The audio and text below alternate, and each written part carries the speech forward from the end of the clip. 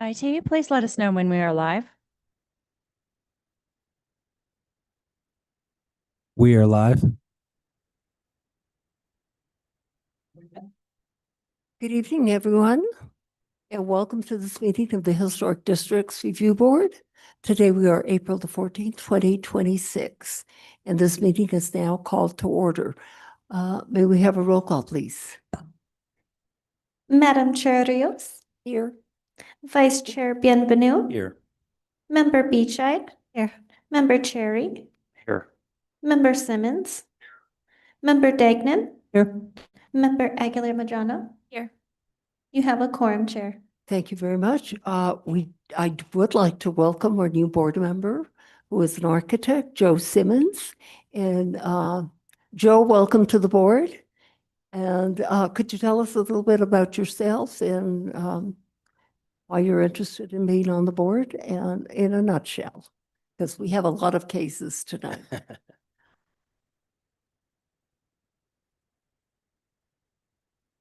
There we go. Am I on there? Yeah, okay. I'm an architect. I went to UNM, got my architecture degree. I moved to Denver when I was 26 and started a practice in 1984, which I still have. I've done quite a number of historic type projects, from real technical rehabilitations to additions to new buildings in historic districts. I moved back to Santa Fe 5 years ago. I built my own house in the Guadalupe neighborhood.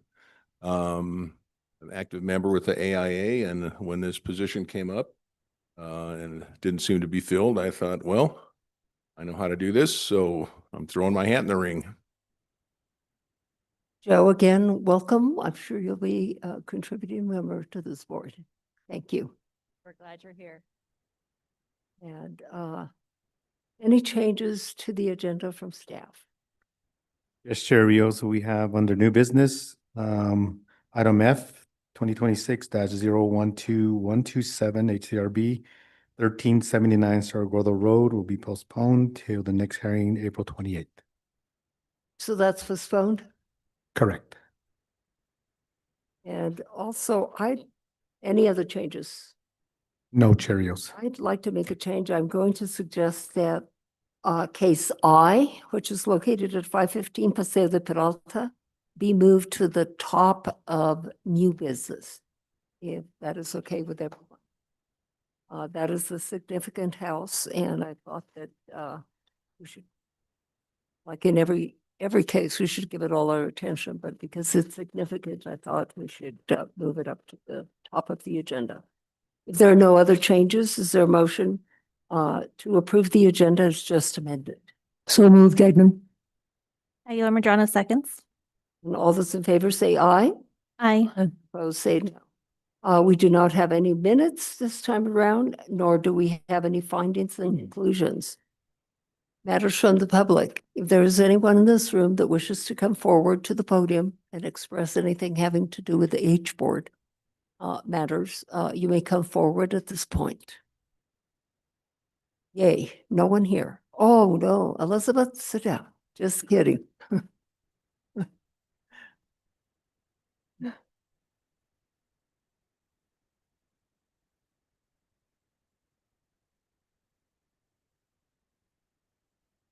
Oh, yes, please speak into that mic. And everyone in this room, when you come to the podium, just speak right into the mic so we can all hear you. And it's a very pale green until it's really green. That we want it to be really green.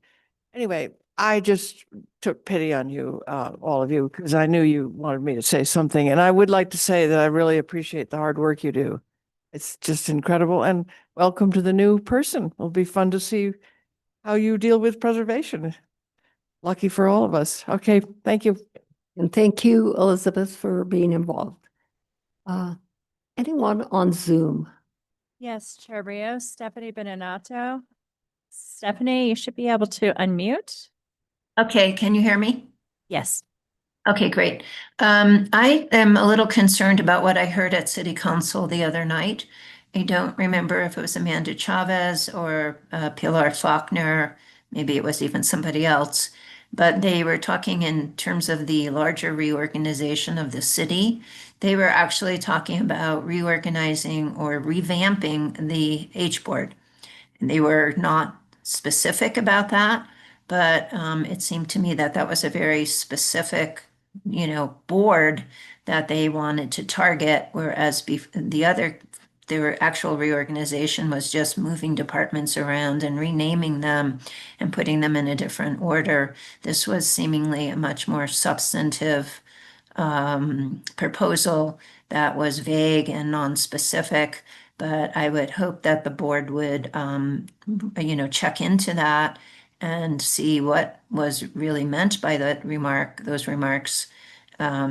Because I think it was really disturbing that in this reorganization, suddenly they would target just this board, and they weren't waiting for the second phase to change the law, the way you make decisions, but seemingly to revamp the board in totality. So I just wanted to alert you to that. Thank you. Thank you, Stephanie. Anyone else online? No, Chair Rios? Thank you. Staff communications, do we have anything? Chair Rios? Yes. Sorry, somebody just raised their hand. Chris Corbett, if you could please go. Okay, you're unmuted. Thank you. Yeah, I'm just wanted to let you know I'm here. I wasn't sure if I was signed in or not. Oh, my apologies. Are you here for a case? Yeah, for the 728F Agua Fria. Oh, okay. Yes. Raise your hand when that case is being heard. Okay. And I'll watch for it too. Thank you.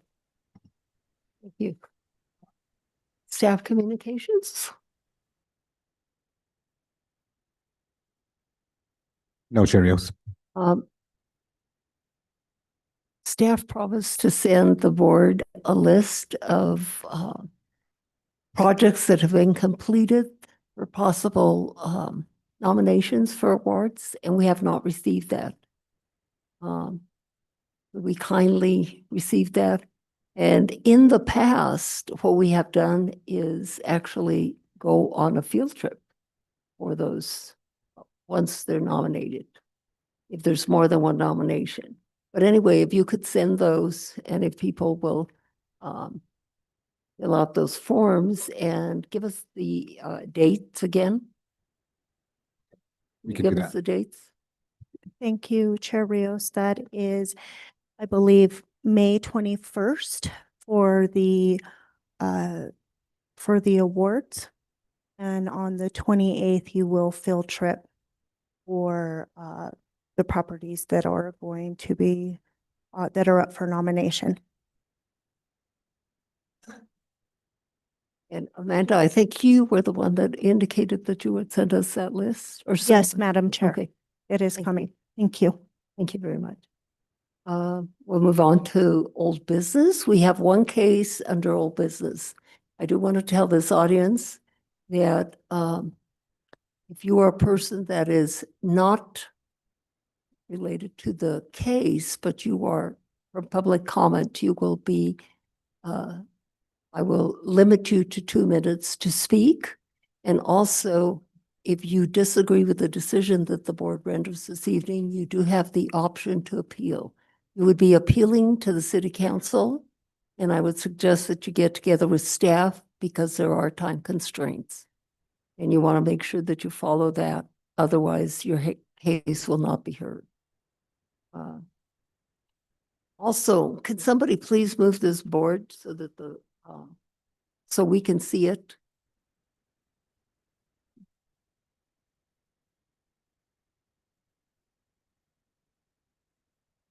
Thank you, ladies.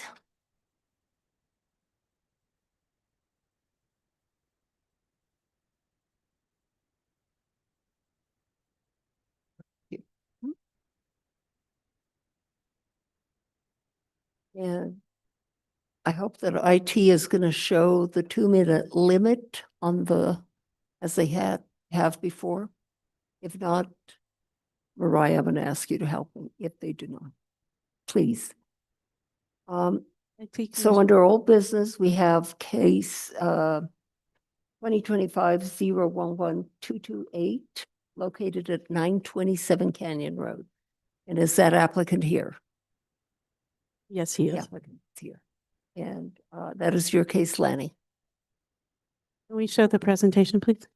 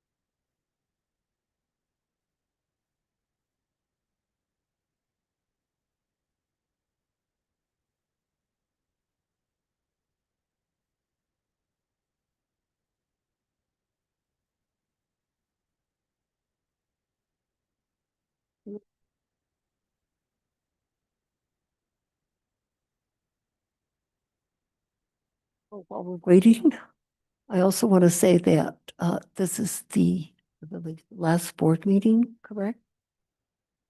That this young lady to my left is going to be attending. And I want to thank her very much for serving on this board. She has been an outstanding member. Again, Linda.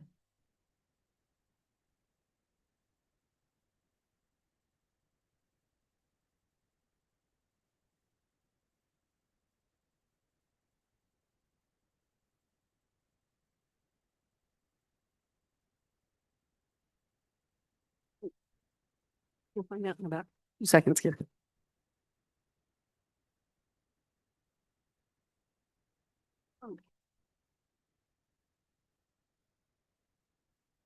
There we go. Okay. Sorry about that. So this is case 2025-01-1228 HDRB or 927 Canyon Road for the construction of a carport on a non-contributing property in the downtown and East Side Historic District. It's showing my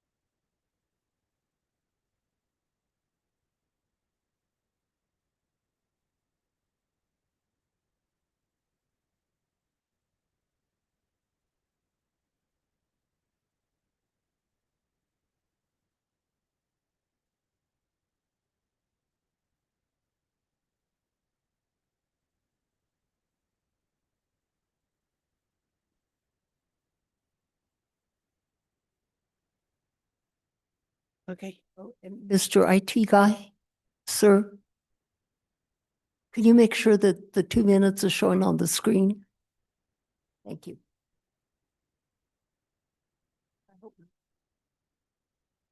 Yes. Thank you. Okay, he's going to make it full screen, but I'm going to go ahead and continue if that's okay. So the applicant is proposing to construct a 576 square foot carport addition to a height of 10 feet, where the maximum allowable is 18.1. The carport will be located on the existing concrete parking pad, but is no longer attached to the existing north portal roof in the southeast corner. This design change is not mentioned in the staff report, so I apologize. But the carport will be open on all four sides. The framing will be painted light brown, and the roof will be TPO in tan. And just as a reminder, the applicant did come before the board on October 28th, and the decision of the board was to postpone his case for a redesign to take into consideration the character of the streetscape and the prominent placement of the publicly visible structure. The board also recommended that the applicant meet with the building division to make sure that the design will meet the engineering requirements, and meet with the terrain management team to ensure that the slope of the roof meets the drainage requirements, and to see if any ponding is required for the additional roof coverage. The applicant is currently discussing that design with both the terrain management team and the building division, and the applicant has submitted a new design recommended by the board. The applicant has complied with the board's request and redesigned the carport to match several that have been approved by the board in the district. And so this is his design here.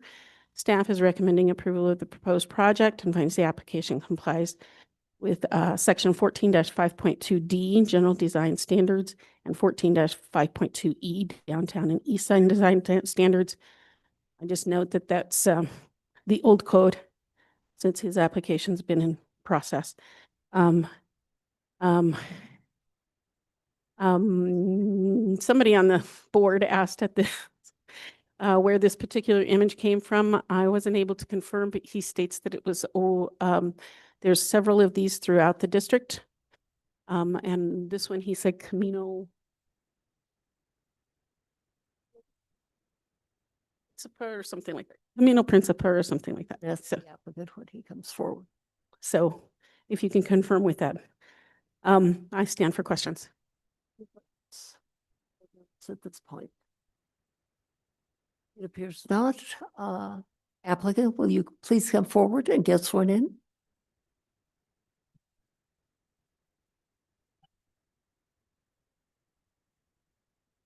Hello, will you please? Hello, good evening. My name is Joseph Gonzalez. Joseph, hi, right here, To- right over here, hi. Oh, will you please raise your right hand, state your name and address for the record? Gonzalez, 927 Canyon Road.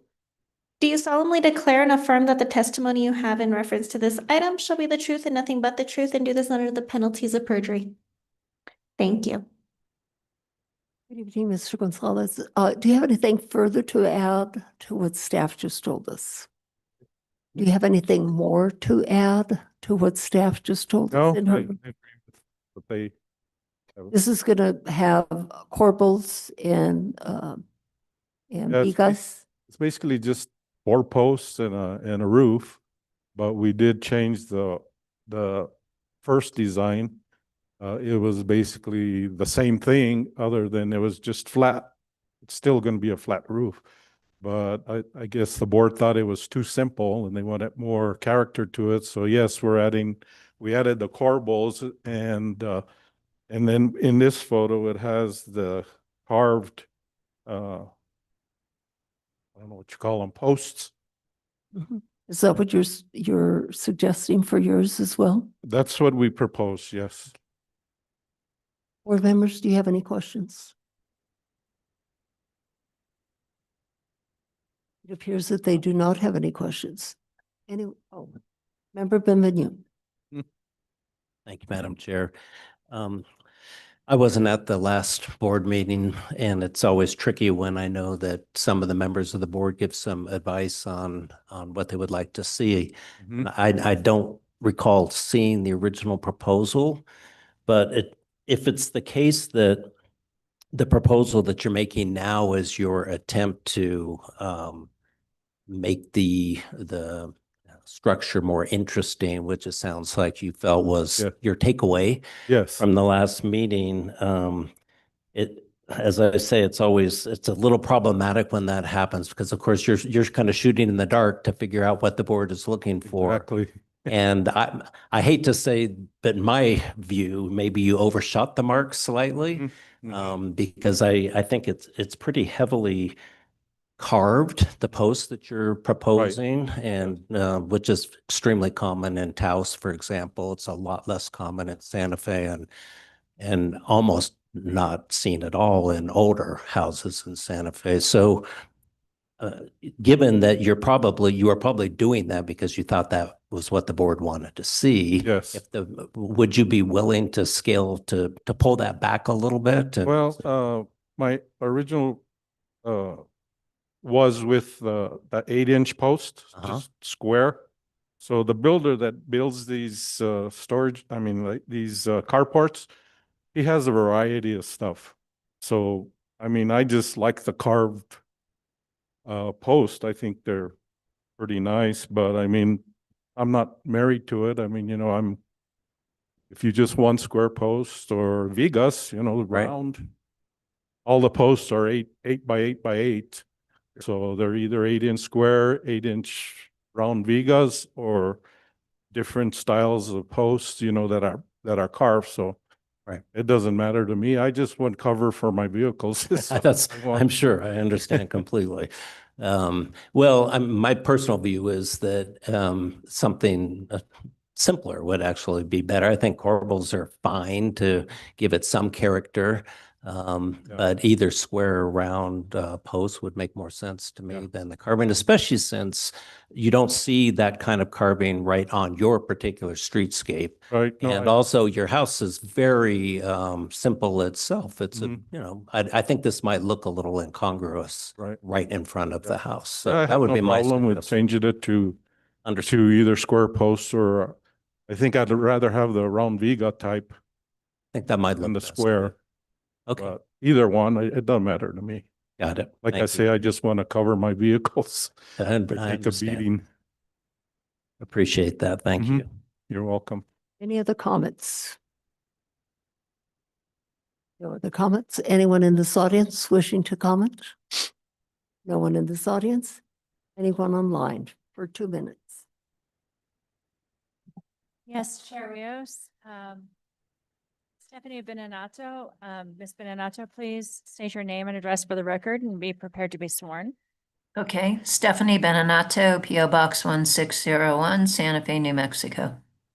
Thank you, Stephanie. Do you solemnly declare and affirm that the testimony you have in reference to this item shall be the truth and nothing but the truth, and do this under the penalties of perjury? Yes. Thank you. So my question is, if this is in front of the house, is it visible from the street? Because if it does, it seems to take away from the historic character of the house. Second question is, what is the color? It seems like there's some stucco up there, but it looks gray. Wondering what color it's actually going to be. And in terms of the posts, I think rounded posts probably will look better. Did you hear me? Because I got muted somehow and I wasn't quite done. Are you done? Did you hear my last comment about the round posts? Yes, we did. Okay, thank you. And thank you, Stephanie. Anyone else online? No, Chair Rios. Mr. Gonzalez, I want to thank you for your cooperation and let's see what this board renders this evening. Okay. Thank you I for will your- entertain a motion at this point. Bienvenue. Thank you, Madam Chair. Case 2025-011-228 HDRB at 927 Canyon Road. I move to approve the project as submitted with the condition that the post be changed consistent with what the applicant indicated would be the applicant's preference to non-carved posts. I would propose that they be round vigas, but if I would also allow staff discretion to approve square posts if staff finds that's harmonious with the streetscape. And do I hear a second? Egan, second. May we have a roll call vote, please? Member Bienvenue, Yes. Member Beechide, Yes. Member Cherry, Yes. Member Simmons, Yes.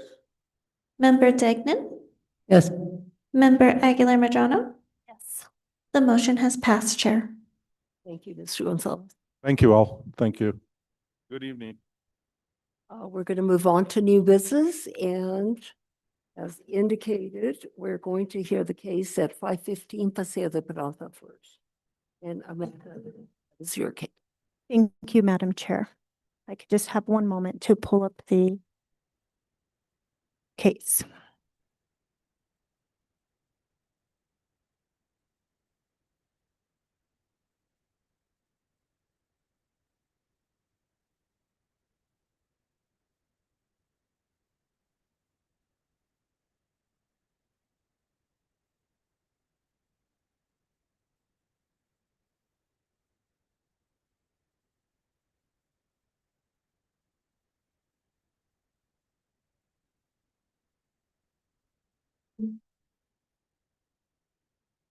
Thank you, Madam Chair, members of the board.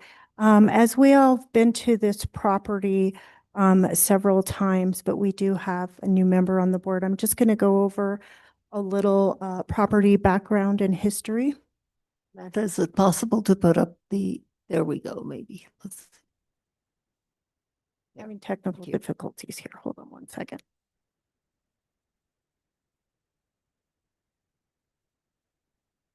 Thank you. This property is located at 515 Paseo de Peralta, and it is in the downtown and East Side Historic District.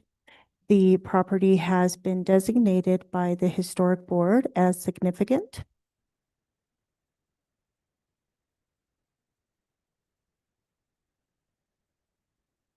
The applicant is proposing to construct a 3,470 square foot addition to the height of 24 feet.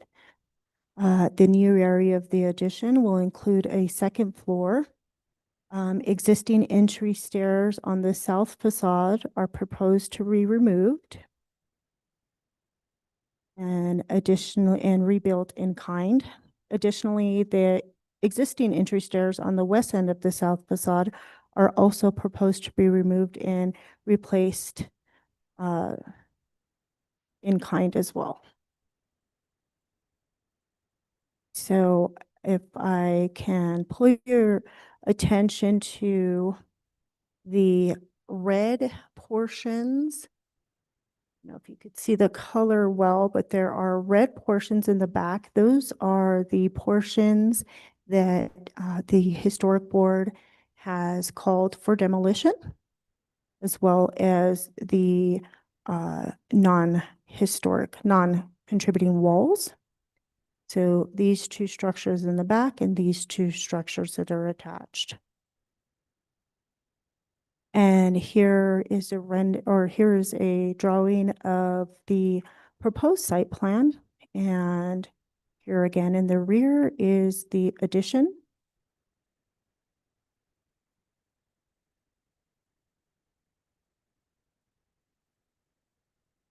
See it.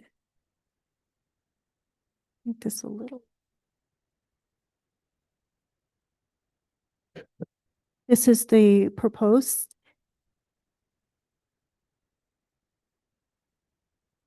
north elevation, where you could see on the north elevation the footprint of where the two structures that are going to be demolished were considered not a part of the significant facade, and the proposal for the new attachment to that area.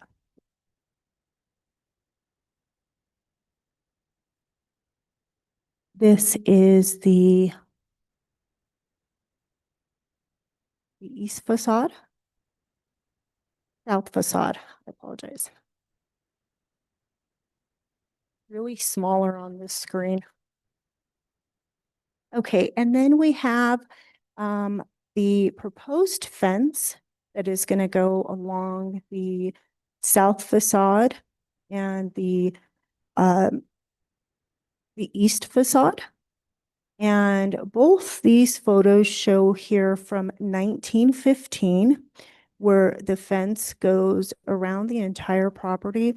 In the black and white photo, the fence seems maybe a little brown or gray. And then we have this other photo that atop of the significant wall here shows it as a white fence with a more of a picket, sharpened picket on top. The applicant is proposing a picket with no spear on top, and also a 4-foot yard wall. I want to show on the new addition, the applicant is proposing a new, smoother texture stucco finish and approved HDRB colors for the painting of the windows. And in regards to the windows, we have a window assessment that has been placed in your packets, and staff is supports the window assessment. So in finishing, staff finds the criteria has been met and recommends approval for 14-6E42 for removal of historic materials, and 14-E.6E2A for construction and addition on primary facade, and 14-4.6E2C for an addition exceeding 50% of the historic footprint. Staff also recommends the approval of the other elements of the application as they comply with 14-5.2D general design standards for all historic districts, and 14-46G2 downtown and east side historic design standards. I stand for questions. Thank you, Amanda. The new proposal, 3,400 plus square feet, will be a 2-story building. Yes, Madam Correct. Chair. Is it any portion of that, in your opinion, overpowering the significant house as you stand on the south side of the street? If you're standing on the south side of the street, Madam Chair, there is a area on the left-hand side, on the south side, would be the west side. Their story poles show it higher, but there are a lot of buildings that are high because it's on a slope. So I don't think that it would overpower on that side. And the other visible area is on the east side, standing from the south. And I believe that that portion is lower to more of a 1-story. So it is your opinion that with this proposal that the building will still remain significant? I do believe so, Chair. And also in terms of the fence that is being proposed, what is the height of that fence? One moment. I believe the height is not going to go higher than the 4-foot significant wall, but I will leave that for the applicant to answer. But it is my understanding that is not higher than the existing significant wall, and it'll be about a foot back from the wall. And for the behind. proposal, will they be disturbing the grate in the back there? Will they be digging there? Yes, Madam Chair, because they are going to go into the earth, and they would have to view the Archaeological Review Board for that as well. Are there any other questions at this point? Member Beachside. Thank you, Madam Chair. Amanda, can you talk to us about the stucco? I believe the textured stucco has been there for quite a while, and I think I heard you say that a smoother stucco finish is proposed. Does that in any way compromise the a characteristic that we found to be significant. Thank you, Member Bescheid and members of the board. I do not believe it'll compromise, so I believe that the existing stucco that is there, as you said, it's very significant in the texture and the type. So the stucco on the new building will offset it so you can tell that it is a separate building and not, it's not the same, but it will be the same color. Thank you for clarifying that. That makes a lot of sense. And then my other question was with respect to the fence. I noticed in the applicant's application that they referenced the coyote fence with a wooden gate that's on Paseo. But I believe it was built without H board approval. So I just want to make sure that we're not using that as a justification for something that would not be otherwise permitted on the streetscape. The fence that staff is referring to is, as you can see this picture, this here is from 1915, and it does go all the way around the property. And that's how staff feels that it has the historic integrity to be put back in. And Ms. Lamboy? Thank you, Chair Rios, Member Beachside. So the coyote fence, if you're pointing out something that was recently the subject of an appeal as a reference point, is not a good reference point because it was built without a permit and H board approval. So, but I think that's not the intent of the applicant here. I think the intent is to possibly revert to something that was present historically, but the applicant can correct it. Okay, no, I agree with the picket fence. Is there a new pedestrian gate is there a new pedestrian gate? I thought I saw like a solid wood gate. So the gate is the picket for around. There is a pedestrian gate here. Let me see if I can make this a little larger for you.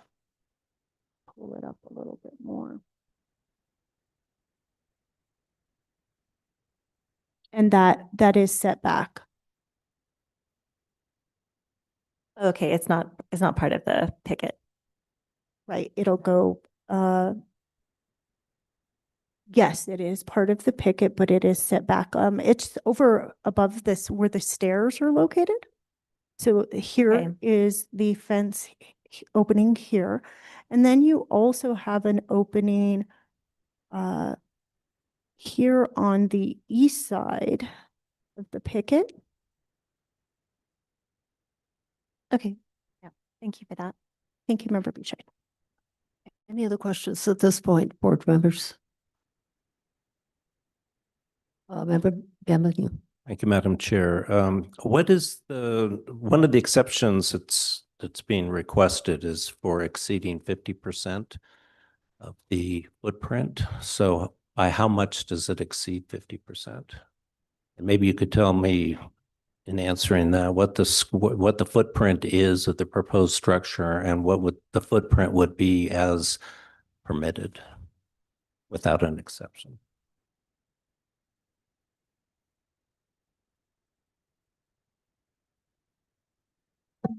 Sorry about that, Member Benvenu. The proposed structure, as stated before, was, I believe, 3,000, 3,470. Right, 3,470, and that is for At the footprint? 2-story. Right. Right, so the footprint will be smaller. I may have to have the applicant answer that question for you. Do you know what the calculation is of what would be permitted under the 50% rule? At this time, Chair Benvenu, I do not. Do we know what the footprint is of the existing significant structure after the demolition? After the demolition, I do not. But the applicant may have that information. Okay. And I think we would need that. So if the applicant doesn't have it, we might need to do some quick calculations. Yes, member. Okay, thank you. Any other questions? No other questions at this point, so I will ask the applicant or applicants to come forward and get sworn in.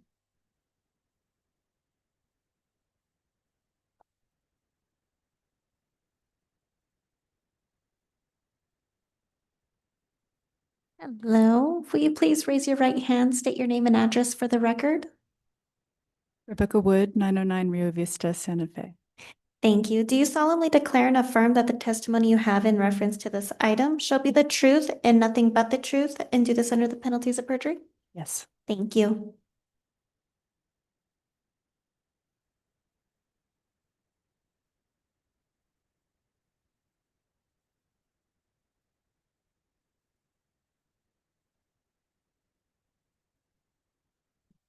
We're pulling up her presentation, Madam Chair, members of the board, if you can give us one moment.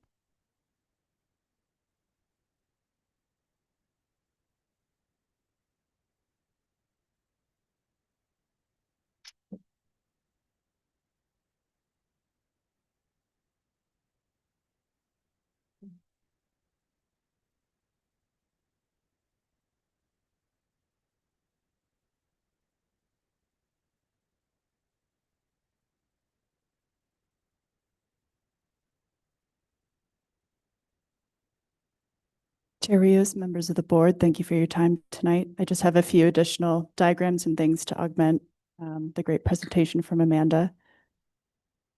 As she mentioned, we've been before you with this case a few times already, most recently in October for demolition review.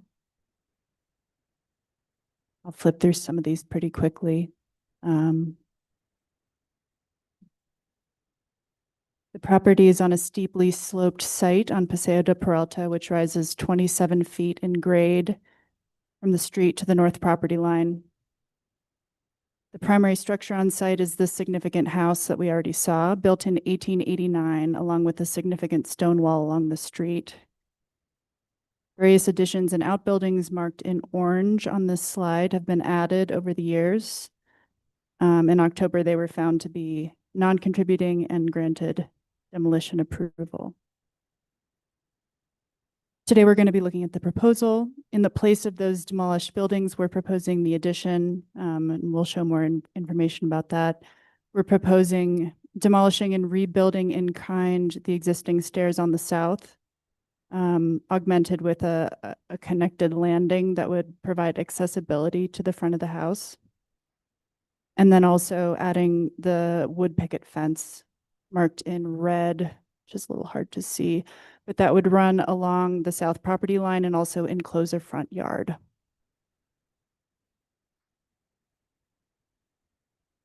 We're fortunate with this site to have found several good historical photos helping us track the evolution of the property. This is a view. We think the 1915 photo is taken from the newly completed Scottish Rite. And you can see that the massing is substantially the same. In both photos, the house is distinct from the other buildings for its crisp stepped massing and the brick datum of its parapet. Here's a view from the street showing those same characteristics. And you can also on the left see the original symmetrical stairs. The west stair was demolished at some point, but we're proposing to restore that symmetrical two-sided access to the front porch. Here's a view of the proposed from a similar perspective. You can see the wood picket fence along the front, and due to the grade of the site, it doesn't substantially block the historic house. To the left, if you can see my mouse, the addition is visible. You can see there's a stepped massing with the portion that extends beyond the historic house being one story and the two-story portion stepped back to be concealed as much as possible.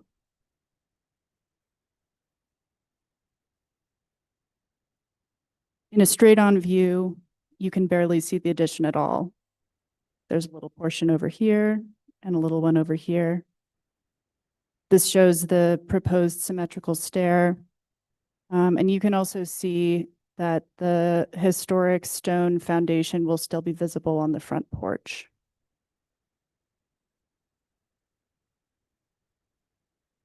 Looking at the southeast corner of the house,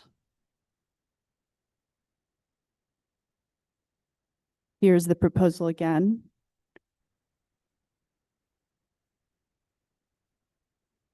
the addition is slightly more visible from this side, but stepped back and echoing the massing shape of the original house.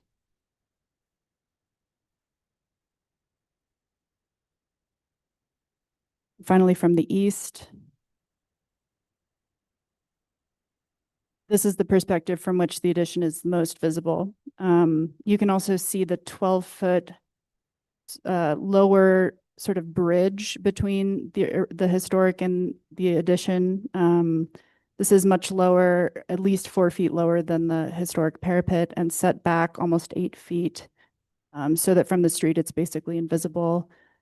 And the purpose here is to create a courtyard beyond, which you'll be able to see in plan, but also to create a distinction between the old and the new.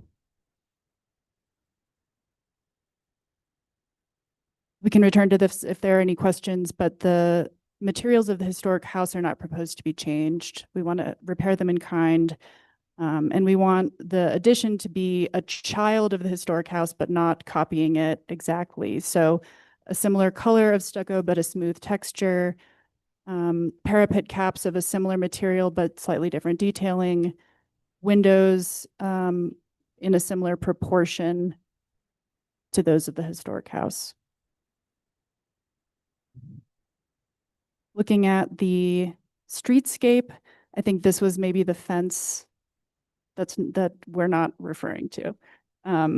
But the point of this study is just to show the variety and the consistent use of a fence along the street as a way to delineate the private property from the busy street.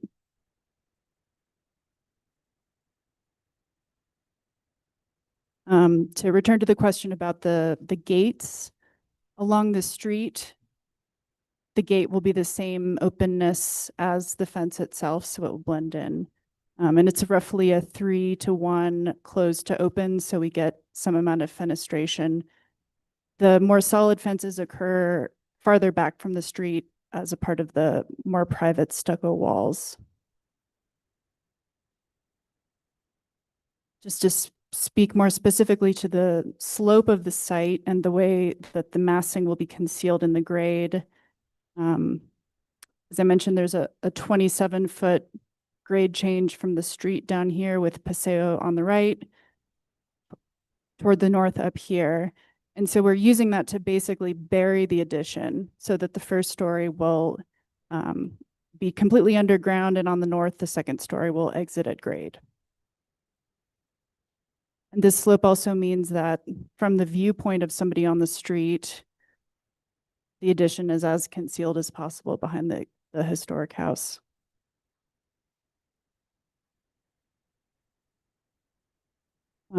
I can flip through these pretty quickly. These were in your packet. One of the exceptions concerns the addition to primary facade. Since it's a significant house, every facade is primary. This red zone right here is the only portion of the addition that touches a part of the building that is not currently inside an addition to be demolished. So we're requesting the exception just for that little area.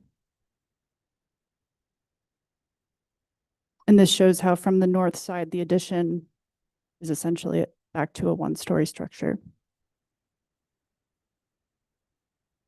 I have some plans and some existing photos if we want to refer to them, but I will leave it there and open myself for questions. Thank you. One of the questions that was asked was regarding the square footage of the existing house and the square footage of the proposal. Yes, so the existing historic house after the demolition of the outbuildings is about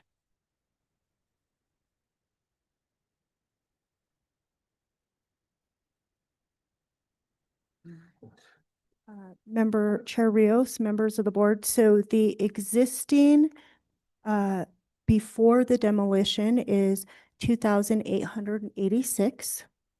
The historic is that will remain is 1,560.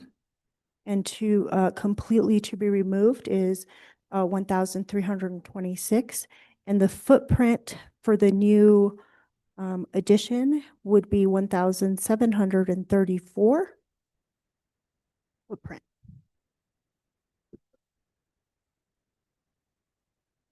So 50% of the historic house would be about 800 square feet.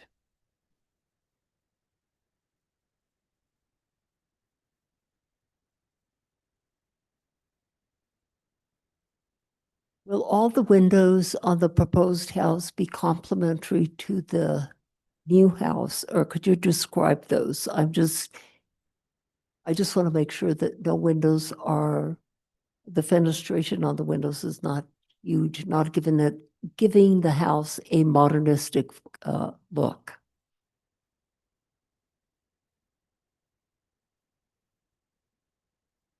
So the most distinctive windows on the existing house are probably these ones with 2/2 sash windows. They're mostly the same around the building. So we have a couple on the south facade and some on the east as well. And so here's an image of the proposed, these are actually doors, but the proposed glazing on the addition. This is the south elevation of the addition. And so like the historic house, these are a consistent proportion all the way around the building. The only other kind of window is a small punch that is referencing another kind of window found on the existing house.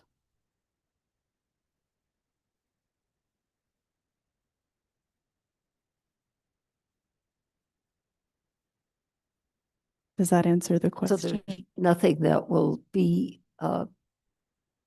large portions of fenestration, correct? The only zone that is large portions of fenestration is not visible from anywhere but a private courtyard. So it faces west. I can show that in an elevation shortly.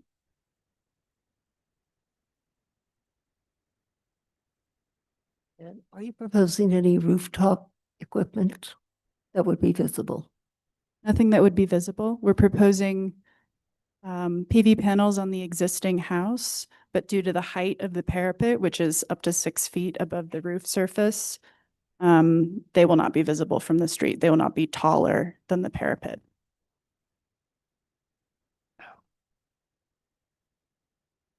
Any other questions, board members?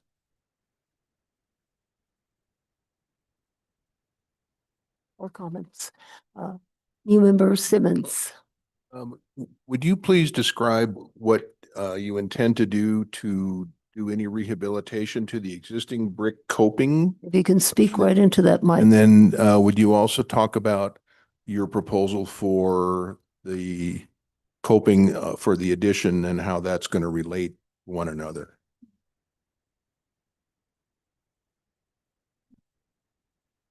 So as you may have noticed today, the original brick coping was covered in stucco at some point and painted brick colored. And so we have to determine the repairability of that. We would love to have it go back to being brick, but if it's healthy as it is, then we don't propose changing it because that's what's there. Essentially, it will look the same as it does now, either in natural brick or in brick colored stucco, like you see it there. And the proposed will be that same proportion of, I think it's about 18 inches or 16 inches of brick colored datum, but instead of brick, we're proposing a precast or masonry module that would read the same way from a distance, but have a distinct, a distinct detailing and presence. So it's not trying to be exactly the same.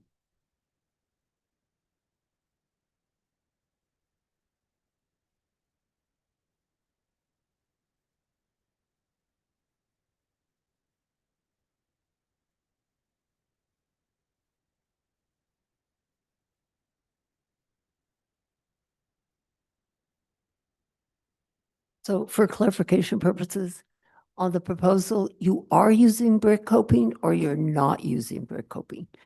The addition is not proposed to use brick coping. It will be, we're thinking a precast masonry cap. So it would be a module of about 2 feet that would basically read as the same height as the brick coping on the original house, but it would not be individual, typical bricks. It would be a larger piece. So you can see in these views, it reads as a similar band, but in a slightly different material.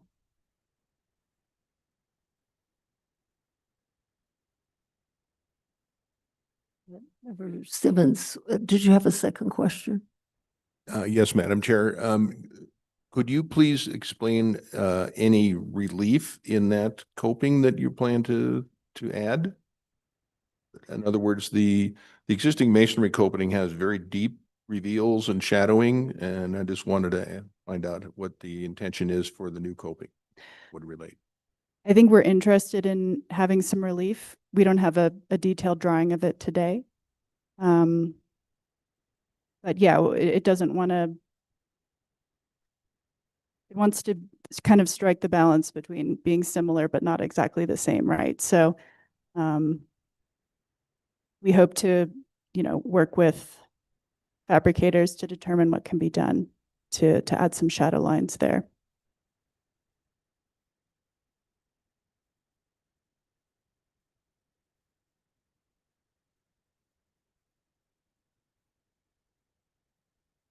Did you have another question? Okay. Any other questions? Member Benvenu. Thank you, Madam Chair. So there's a lot to like about what you've done. I think you've been, you've really worked hard, in my opinion, to really try to differentiate this structure, this new structure from the existing significant building. And by differentiate, I don't mean so much aesthetically as structurally, so that that it doesn't look like just something that just doubled the size of an existing building. And I liked all the efforts you've made to sort of shadow and imitate a lot of the larger sort of aesthetic principles of the existing building without trying to duplicate them exactly, so that we have some differentiation. My biggest concern really relates to the question that I asked, and that is, this is a very, very large addition when you think about it to this significant building, which is actually quite modest in size. You're taking a building that's 1,500 square feet and basically tripling it, I think, as far as square footage goes. And that footprint, I guess the height is allowable under our code, although I think it looms a little bit over the existing building. But you've done a nice job handling that, I think. But I am concerned about the footprint. In the renderings, it's clear to me that it starts to make the existing building feel quite minuscule, and it sort of lost all of its significant presence that it has by suddenly miniaturizing it in a way. And our 50% rule is interesting because that's not even just significant buildings that applies to. That's even contributing buildings. We don't want to see additions larger than 50% of a footprint. And this significant building, I am afraid, is starting to feel overwhelmed by this structure directly behind it, especially since you've done what I think we would ask you to do and what the code wants you to do, which is stay within all of our design guidelines, which means you're ending up with something that's quite similar at a casual glance. And so I'm afraid it might start to feel like one very, very large building with an older front attached to it. So I'm struggling with that a little bit. One way I think we would need to see some more differentiation in the back building is probably by color. I think that, you know, your mindset is great, trying to not do something too dramatically different, but I think that the color being so similar might actually leave an impression that this is an extension of the front building, where a more strikingly different color might differentiate them more. But even with that, I am concerned about just the magnitude of the new building. Is there any, I mean, do you need all this square footage, really? I mean, you're ending up with a house that's pretty, you know, living space that's pretty large. And you're starting from a very modestly sized, significant building. Is there room for compromise there? I think that's a fair question. It might be worth noting that the square footage includes a garage and a guest suite. So the portion of the house being extended and two art studios. So basically the upstairs and a third of the downstairs are not merely house space, but you know, the design reflects the layout that we determined with the client, and we can certainly have further conversations about that. Okay.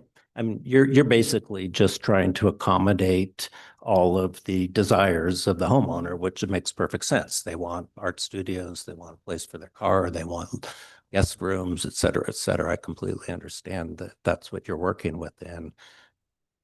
I am afraid, though, that maybe wanting all of that might just not be compatible with this particular significant building. That's all I have for now. Thanks. Any comments, Member Benvenu? Any other comments or questions? Thank you, Chair Rios. One of the things I would like to do is that the applicant has economized in a way. Instead of having a detached accessory, what we call accessory dwelling unit, it is incorporated. So that would mean there was less area on the site for another detached building, which would be permitted by right. Just not.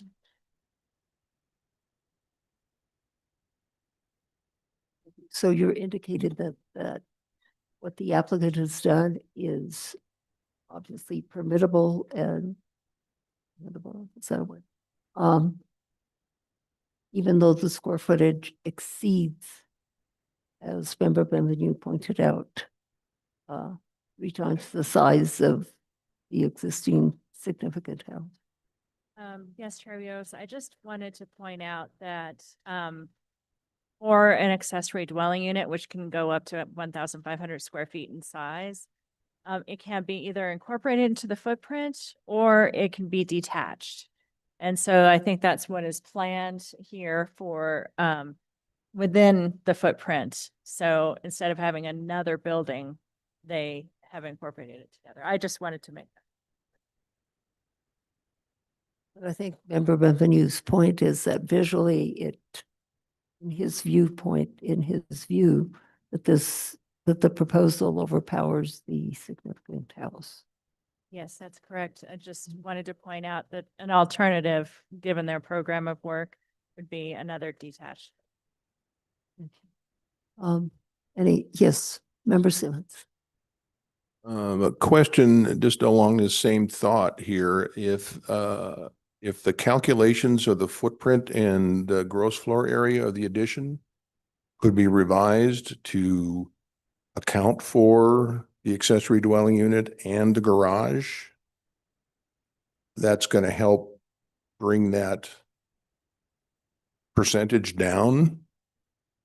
I think that actually if you did the calculation just on gross footprint area, we're going to find that the proposed footprint is several hundred square feet larger than the existing building. But I'm interested in the thinking here of kind of parsing this a little further to try to ratchet down the actual square footage of the house. I mean, I think it's a cogent argument that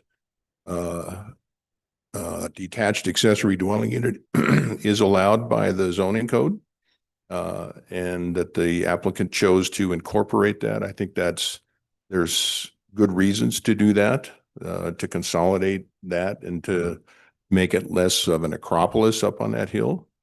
So I'm just would like to suggest for staff to kind of further review that overage area. And then my real question is, and this is really for the city attorney, is when we have a condition, and just speaking as a new member of the board here, when we have a condition where an applicant is asking for an exception greater than what is allowed by the code, is there a requirement that the applicant demonstrate a hardship or an overarching reason why that would be needed? Does the code allow for that? Chair Rios and Member Simmons, yes, there are 3 criteria to grant an exception. And there are criteria to grant an exception for design standard and criteria to grant an exception for height standard, and this is a design standard. The exceptions are the applicant for such exception shall conclusively demonstrate, and the board shall make a positive finding of fact, that such exceptions comply with all criteria listed as follows. 1, do not damage the character of the district. 2, are required to prevent a hardship to the applicant or an injury to the public welfare.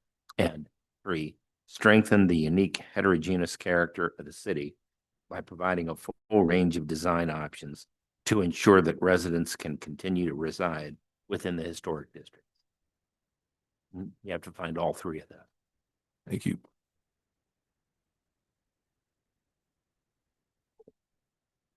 Any other questions? Member Cherry. I have a question about the windows. So I see that on the historic part of the house, you're proposing to use the Colby traditional divided light windows. Can you just tell me, there's 3 bar sizes for the Muntin bars. Do you know which Muntin bar size you're proposing and what the other dimensions of the rails and stiles of the sashes are compared to the rails and stiles of the sashes on the historic windows? I don't know offhand. It's my understanding that we have some flexibility to match the existing as closely as possible. So I believe the existing Muntins are about 1 inch, and so we would do something similar to that. Thanks. Other questions or comments? Member Bichai.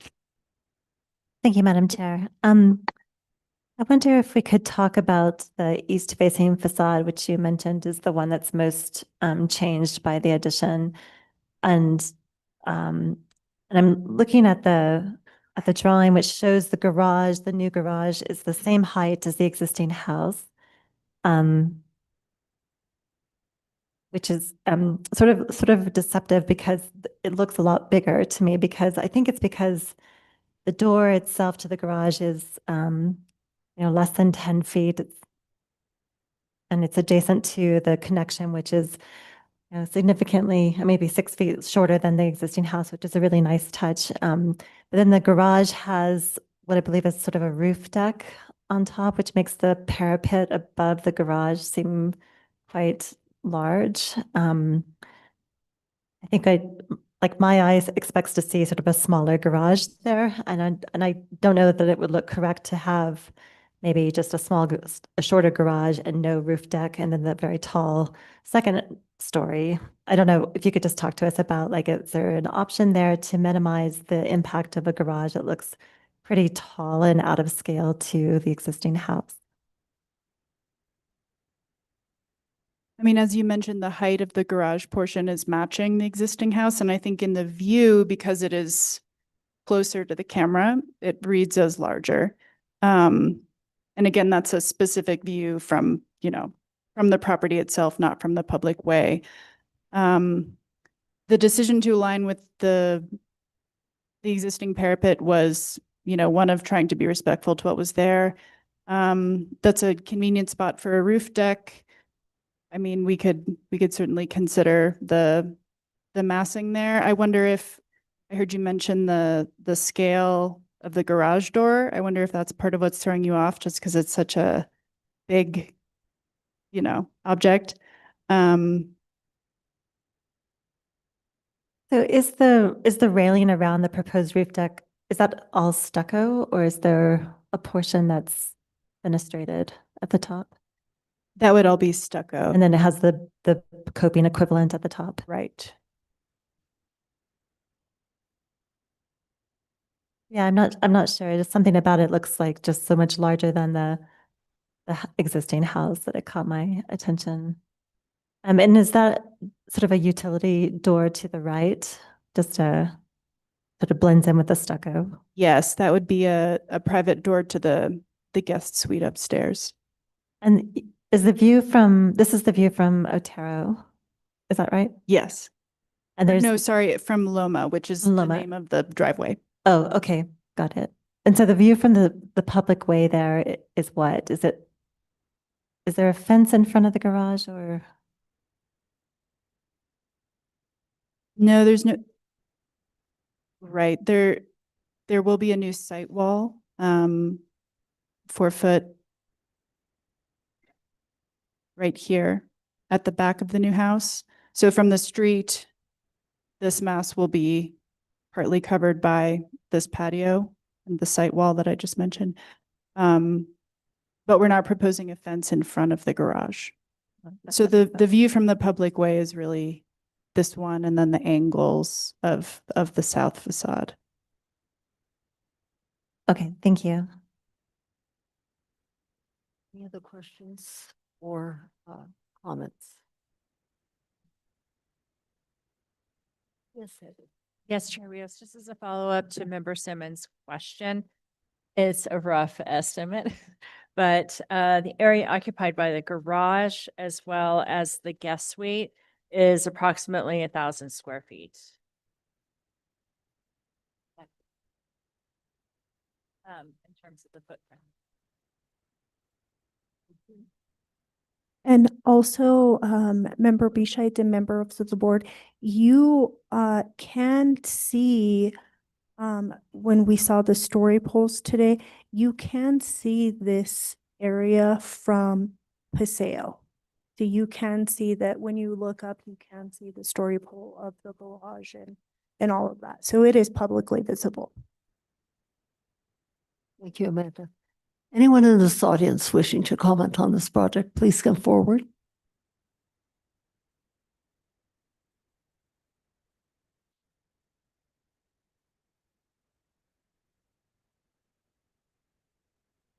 Will you please raise your right hand, state your name and address for the record? Yes, my name is Elizabeth West and I live in the South Capitol of 318 Center Street.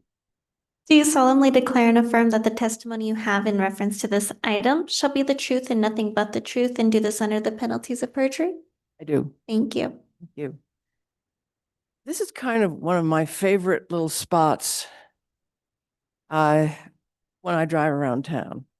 I have a lot of them and they're kind of eccentric. If I put them all together in a book, people would say, what kind of place do you live in? It is kind of marvelous though.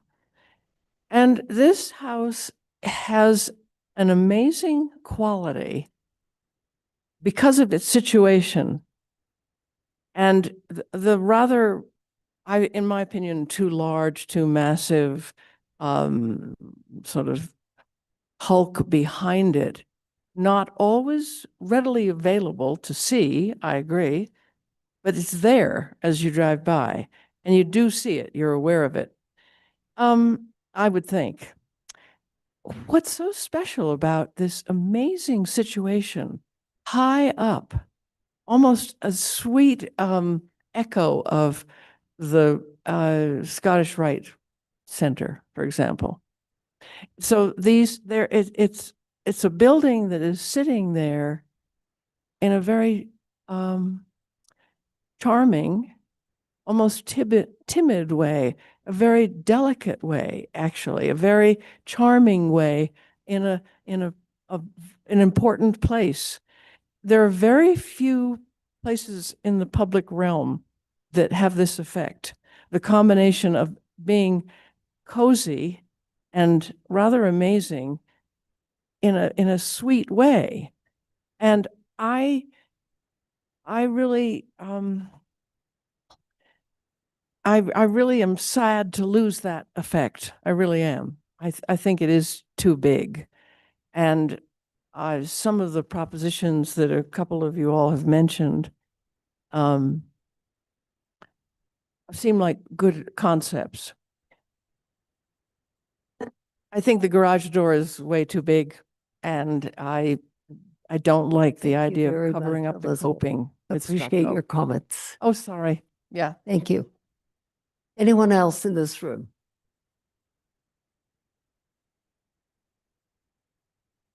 Hello, will you please raise your right hand, state your name and address for the record? Contractor, 924 Shoefly Street. Do you solemnly declare and affirm that the testimony you have in reference to this item shall be the truth and nothing but the truth? I do. And under the penalties of perjury, but that works. Thank you. When we work together, Rebecca and I,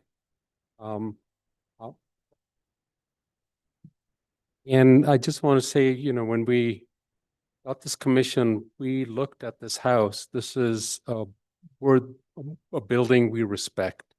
We respect Elizabeth's comments. This is an important, significant building.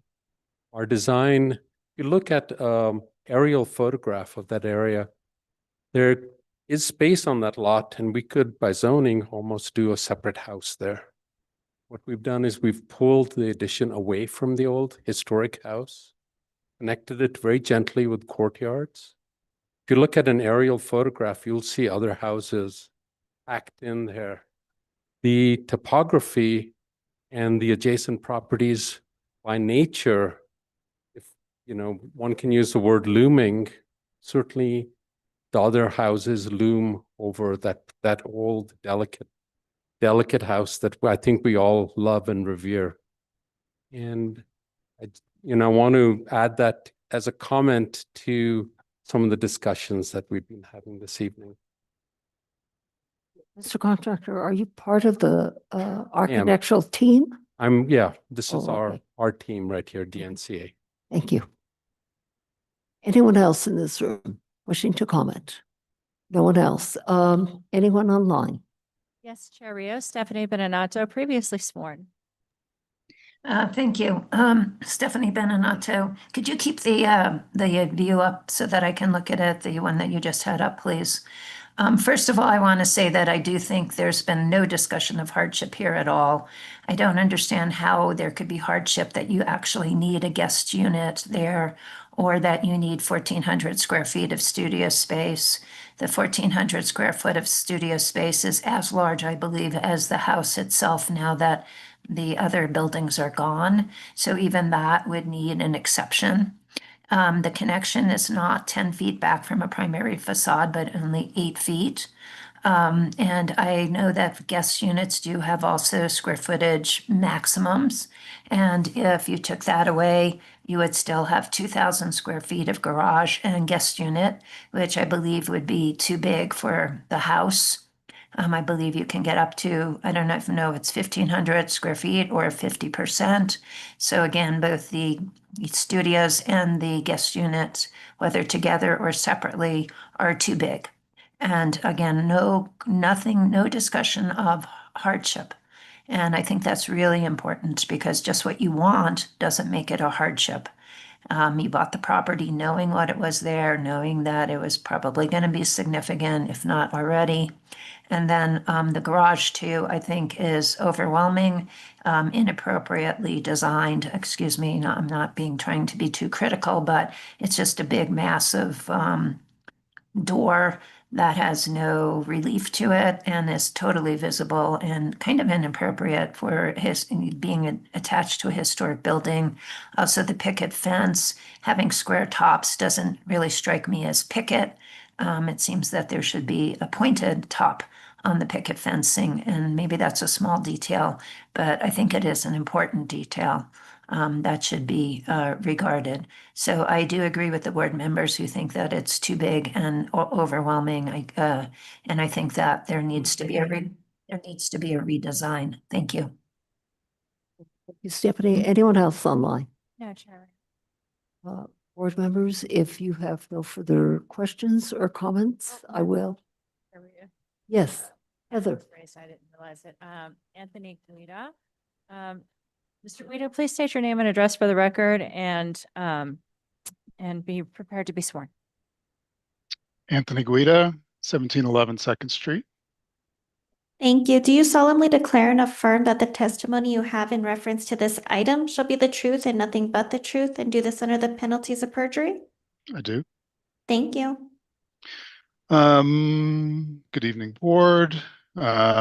I wanted to weigh in and commend the applicants for a lovely design and a really skillful presentation. I think this is good preservation design practice. I think the design, no matter what the square footage is, distinguishes itself from the significant house and allows that house to retain its identity. It's very careful to be behind the house, buried in the hill, 8 to 10 feet away. You know, it would be the same as if the lot was subdivided and a new building was erected next door. I think it's a smart design. And I believe too that, you know, we have a process for exceptions with the H board. We know that some of our criteria are a little odd and hard to prove, whether that's hardship. But I think this doesn't damage the character of the districts for the reasons already mentioned. It does contribute to the heterogeneous nature of the district, which is a requirement and not always one that's fulfilled by most projects that come before this board. Exceptions are normal for project circumstances. This is not divorce in the Catholic Church. So overall, I think it's a great design. And I really encourage the board to approve it. The most important slide for me, besides the renderings, were the first slide that's up. It showed that the applicants have been at this for 11 months. That seems like a lot of time. Thank you. Thank you, Mr. Guida. Anyone else? No, Chair Rios. Board members? You have reviewed this case, and now it is time to make a motion.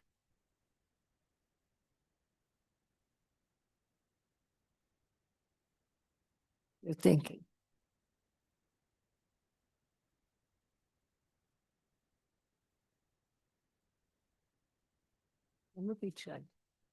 Thank you, Madam Chair. In case number 2026-012126 HDRB at 515 Paseo de Peralta, I'd just like to preface my motion by saying I do recognize the skill with which the design was created. The separation between the new and the old is deliberate and sensitive.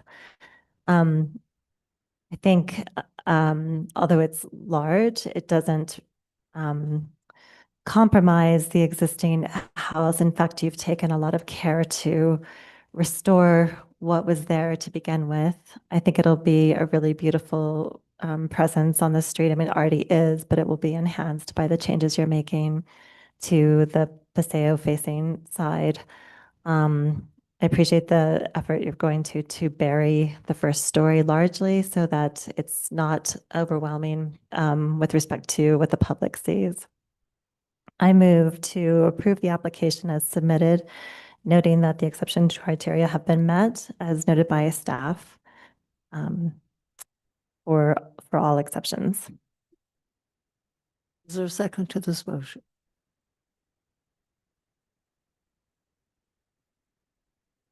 May we have a roll call vote, please? Member Bienvenu, No. Member Beachside, Yes. Member Cherry, No. Member Simmons, Yes? Member Degnan, No. Member Aguilar Madrano. No. The motion dies, Chair.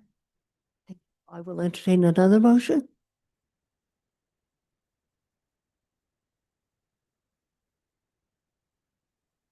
I'll make the,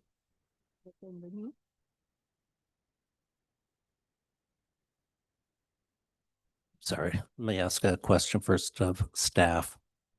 When you indicated that it was an exception for height was not necessary because of the 2 feet, is that a reference to the code provision that allows that under certain circumstances depending on the slope?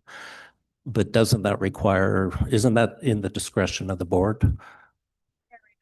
For bienvenue, that's correct. And it refers to the criterion regarding the amount of slope across the face of the house. Allowing for that. So the board, in order to approve this height, the board would in fact have to make a finding that that 2 feet is allowed due to the circumstances. That's not a staff determination. In other words, I understand the code, correct? Rios, that's correct. It's not a finding, but it is not an exception. As long as the board so finds. Yeah, I understand. That's what I thought. Thanks.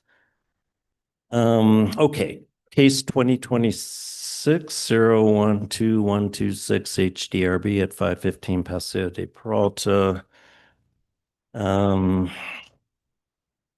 I move to deny the application and request that the applicant return with a redesign, but that's in the applicant's discretion, of course.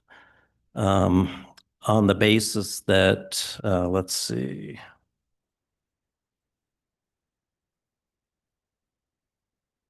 The exception criteria for the removal of the historic materials, first exception criteria, first exception request have been, I would find that they have been met.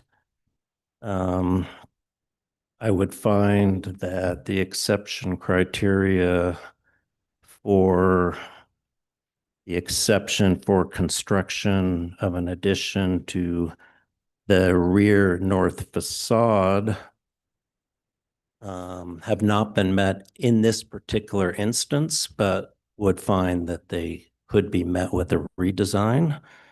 And I would find that the exception criteria for an addition exceeding 50% of the existing footprint and dimension of the existing building have not been met. Specifically, I would find that the rate of magnitude of the addition would damage the character of the district by overwhelming the significant building to which it's being attached. That amount of square footage is not required, or the applicant has not demonstrated that that amount of square footage is required to prevent a hardship to the applicant or an injury to the public welfare. And that the applicant has not demonstrated that that amount of square footage is necessary to strengthen the unique heterogeneous character of the city by providing a full range of design options, because this, it would be possible to have an addition of a lesser size that would still allow someone to live in this residence. So for those reasons, based on those findings, I would move that the application be denied as submitted. Is there a second to this motion? Degnan. Yes, Heather. Rios, in the past, the Historic Districts Review Board has had subcommittees and has postponed this case or a case, and just wanted to ask the person who made the motion whether that would be an option before. To work with the applicant as a subcommittee, I'd be more than happy to, if the applicant wants to work on a redesign. Again, I consider that completely in the applicant's discretion, but I do believe, I will just say, I think I said it already, I do believe something can be worked out here that would be acceptable. I agree with Heather. I think that this board can we're here to work with the applicant, I believe. And instead of a denial, I would suggest that we do a postponement and perhaps, as Heather indicated, a subcommittee or if you feel that you can just come back on your own without a subcommittee. I would agree to that, provided that the applicant accepts that, because they don't have to accept a postponement. Well, but the board is the one that makes the decision. Right, but I think the applicant's entitled to have a decision so that they can proceed if they want to proceed. And that's my view. I understand maybe that's not required, but I think that's the most fair outcome for the applicant. The maker of the motion is indicating perhaps a postponement as opposed to a denial. The homeowner would like to speak. You would be sworn, sir. Hi, sir. Will you please raise your right hand, state your name and address for the record? George Figali, 310 Oteo Street. Do you solemnly declare and affirm that the testimony you have in reference to this item shall be the truth and nothing but the truth, and do this under the penalties of perjury? Thank you. Thank you, board members. Appreciate all your concerns, and this house means a lot to us. We live right next to it, and we've been eyeing this house for years. Never thought it would come on the market until the lady that owned it came to us and said, would you be interested? I cannot maintain it anymore. So what we are looking for is a house where we can live and where we're comfortable in it. The reason for the guest house is eventually we will need caregivers, and that's the reason for it. We tried to make all the new addition and old house accessible handicap. I just had my knee replacement last week, so I'm barely walking there. We're willing to work with anyone. We're willing to work with everyone. We've worked with the staff. They've been absolutely amazing, and we've made a lot of adjustments. We're willing to look at what would be comfortable. As far as the color of the back house, we even considered building a separate house and leaving the front alone. And to the visibility of the from the street, it would make zero difference if we do that or not. We tried to connect them just because it'll be more easier for us to access it and have a place where we can entertain people, and a living space, which is the new space that's there. So if you have concerns about the height, we're willing to talk about it. We're willing to see what would fit, but we've tried to meet all the criteria of construction. And I mean, we know we have the right to build that house without connecting it, and it would make no sense to anyone. The current house is falling apart, literally. And that's the reason that they sold it to us, because the owner, who has had it since her grandparents and she's in her 80s, said, I really can't maintain it anymore. So this is our plea, is to come to a solution where we can live in a house where we're comfortable and meet all the criteria that we need. Thank you. So thank you, sir. Don't leave the podium. So by your comments, am I correct in indicating that you're willing to work with the board? Absolutely. So you would go for a postponement? Thank you. Yes. Thank you, sir. I'll modify the motion. Please. Move to postpone to a date certain, and to have further discussions between the applicant and a subcommittee to be appointed by the chair of the board in the interim. Can we have a roll call vote, please? Point of discussion.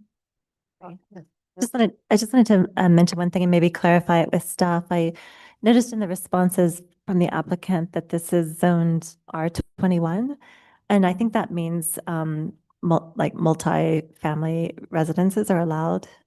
Is that correct? Chair Rios, Beachside, that is correct. Up to 21 dwelling units per acre. Right. So, and I remember, I think the vacant lot that's next door, it's been a while, so this application may no longer be approved, but there was at least 4 sort of condos with a driveway approved right next door to this house. So I think by comparison, this design is a lot more appealing and respectful of the historic district compared to what's sort of allowed and has been approved by this board and other spaces like literally next door. They're just a point for consideration going forward. Thank you for your comments, Member Beachside. And continue with a roll call vote, please. Member Bienvenu, Yes. Member Beachhead, No. Member Cherry, Yes.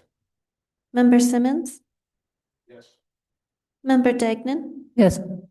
Member Aguilar Madrono. Yes. The motion has passed, Chair. Thank you very much. And I will appoint a subcommittee. Yes, Amanda. Go ahead, Madam Chair. I will appoint a subcommittee. Do we have any volunteers? Member Simmons and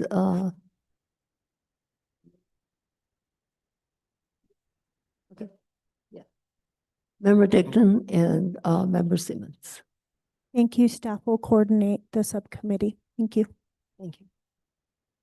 Thank you all. Next case this evening is located on Paseo de Peralta, 1121 and 1123. Is that applicant present?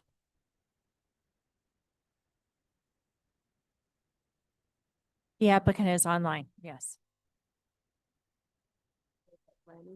Thanks. May we hear you? We'll hear you, Lanny.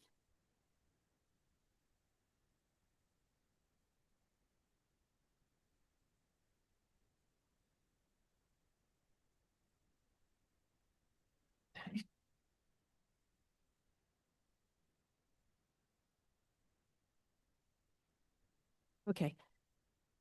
This is case 2026-012103 HDRB for 1121 and 1123 Paseo de Peralta. The applicant is requesting a status review with primary facade designation, if applicable, for two commercial structures. Status review with primary designation, if applicable, for the accessory structure and in the rear, and the status review for the yard walls.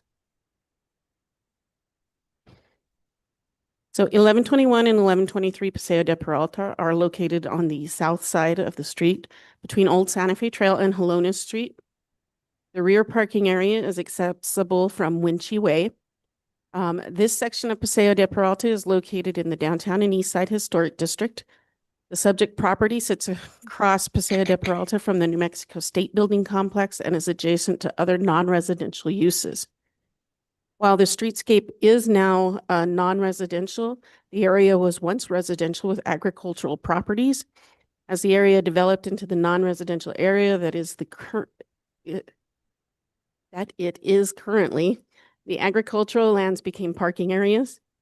The streetscape today consists of office suites, government facilities, and other businesses along the paved street with sidewalks on either side, an eclectic mix of architectural styles, parking areas, and parcels with vegetation.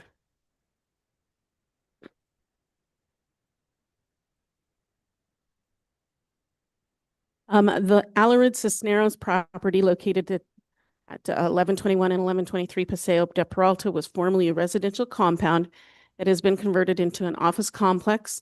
While there are two separate addresses, the property is a single lot. Both structures are currently listed as contributing to the downtown and east side historic district, though neither structure has primary facade designations. Yard walls and shed on the property are not statused. 1121 Paseo de Peralta was constructed and expanded from 1912 through 1958. The entire structure is historic and is currently listed as contributing.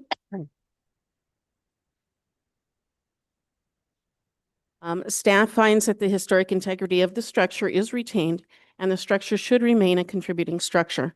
Staff further finds that the north elevation and the west elevation, including the portal, clearly convey the character of the structure. The recommended primary facade should exclude any non-historic doors or windows and other materials or designed elements that detract from the historic character. The low walls at the property show that the building was once a residence and help to define its character and charm. Therefore, staff would recommend that they be statused as contributing. 1123 Paseo de Peralta was also constructed over time, with the original construction in 1931, and appears to have either incorporated or replaced an older adobe building. The building is currently listed as contributing. The building should be retained as contributing, with the north including the portal as primary, and the portion of the east elevation reflecting the 1931 construction phase, excluding the non-historic doors and windows, along with the other material or designs that detract from the historic character of these elevations. The shed located at the rear of the lot appears in the 1978 aerial, but is not in the 1958. The small shed is constructed of wood with a corrugated metal roof and a single door on the east elevation. Due to its age, it does need to be reviewed for status. Staff finds that the shed to be non-contributing due to its lack of character and location in the parking area. The shed does not have historic character or integrity, and staff finds that it should be non-contributing. The yard walls connected to the southeast corner of the structure at 1123 Paseo de Peralta are present in the 1958 aerial, making them historic. The yard walls are constructed of concrete masonry units with stucco, with steps between height changes. The yard walls are not visible from the street, but are publicly visible from the parking area. They appear to be a separation of the property line between the subject property and the western neighbor's parking lots. The walls previously continued beyond the shed and wrapped around the rear of the lot, but that section of the wall has been removed. These walls do not match the historic character of the small compound. Therefore, the staff recommends that they be designated as non-contributing. So staff recommends the historic status of the 1121 Paseo de Peralta structure be maintained as contributing, with the north and west facades, including the portal, pony walls, and excluding any non-historic windows and doors, as the primary facade. In the facade diagram, that's R1, R2, R3, and R8, and the yard walls along the street be designated as contributing. Staff recommends the historic status of the 1123 Paseo de Peralta structure be maintained as contributing, with the north facade, including the portal, and the east of the 1931 addition up to the chimney feature, and excluding any non-historic windows and doors as the primary facade. That's C1 and C2. And the shed and yard walls at the rear of the property be designated as non-contributing per designation 14-4.6C, designation of significant contributing or non-contributing status within the historic districts. Thank you. Lanny, on both of these applications, who is determining that the windows and doors are non-historic? The HCPI mentions a couple of them. Say that again? The HCPI. Okay, and so that would be John Murphy's assessment. So, but we haven't determined specifically which ones, correct? Correct.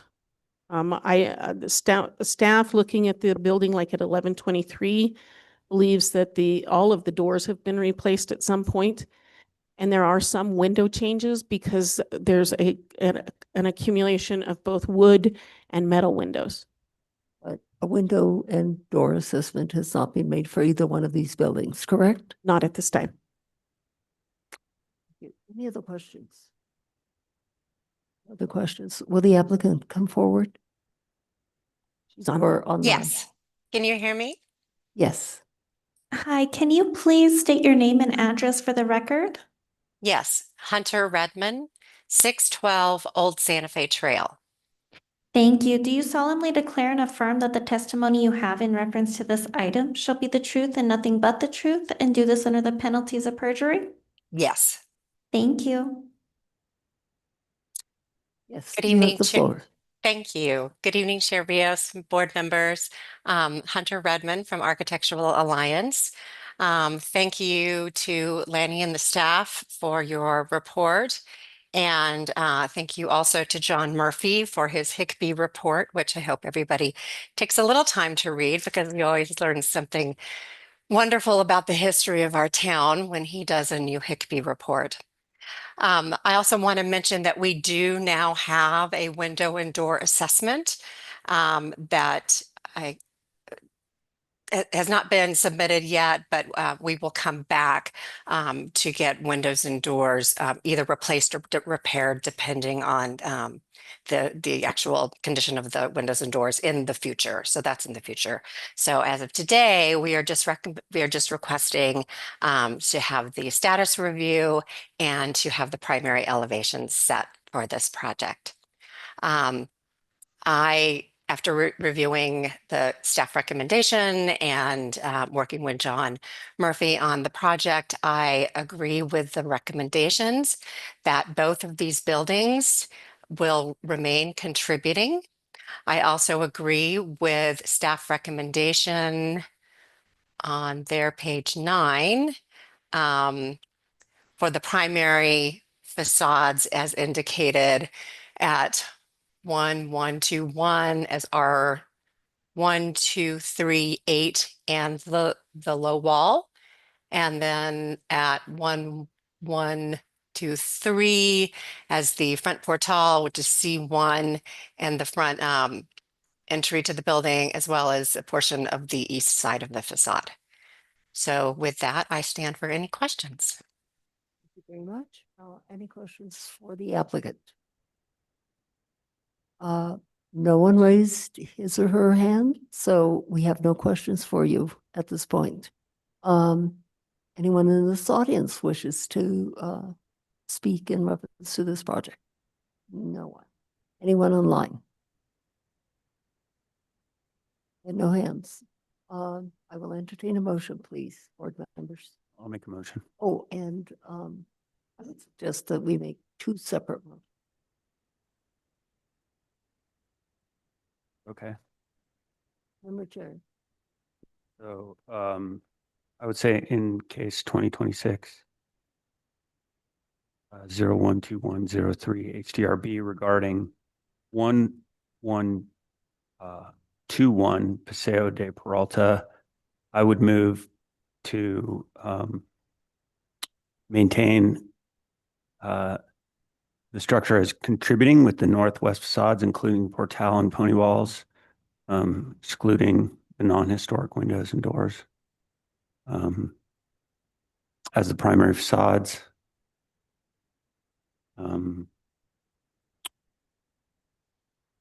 Noting that facades in facade diagram figure 8 of this proposal, R1, R2, R3, and R8 are designated as primary facades. In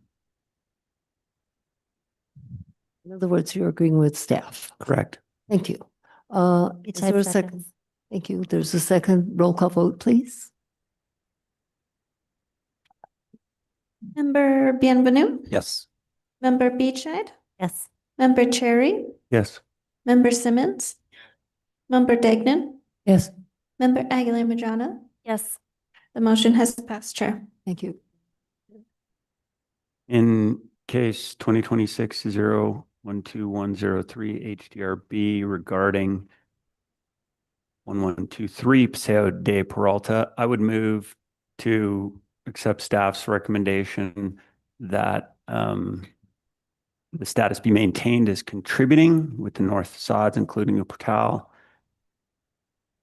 and the east facade of the 1931 addition up to the chimney feature and excluding the non-historic windows and doors as the primary facade, C1 and C2. And that the shed and yard walls in the rear be designated as non-contributing. Thank you. Is there a second? Beachside seconds. Second. You roll call vote, please. Member Bienvenu, Member Beachside, Yes. Member Cherry, Yes. Member Simmons, Member Degnan, Yes. Member Aguilar Madrano. Yes. The motion passes, Chair. 6 A and B. Is that applicant here? Yes, Madam Chair. case, Amanda. Thank you. I'll go ahead and start while our PowerPoint is coming up. This property is located at 216 Maynard.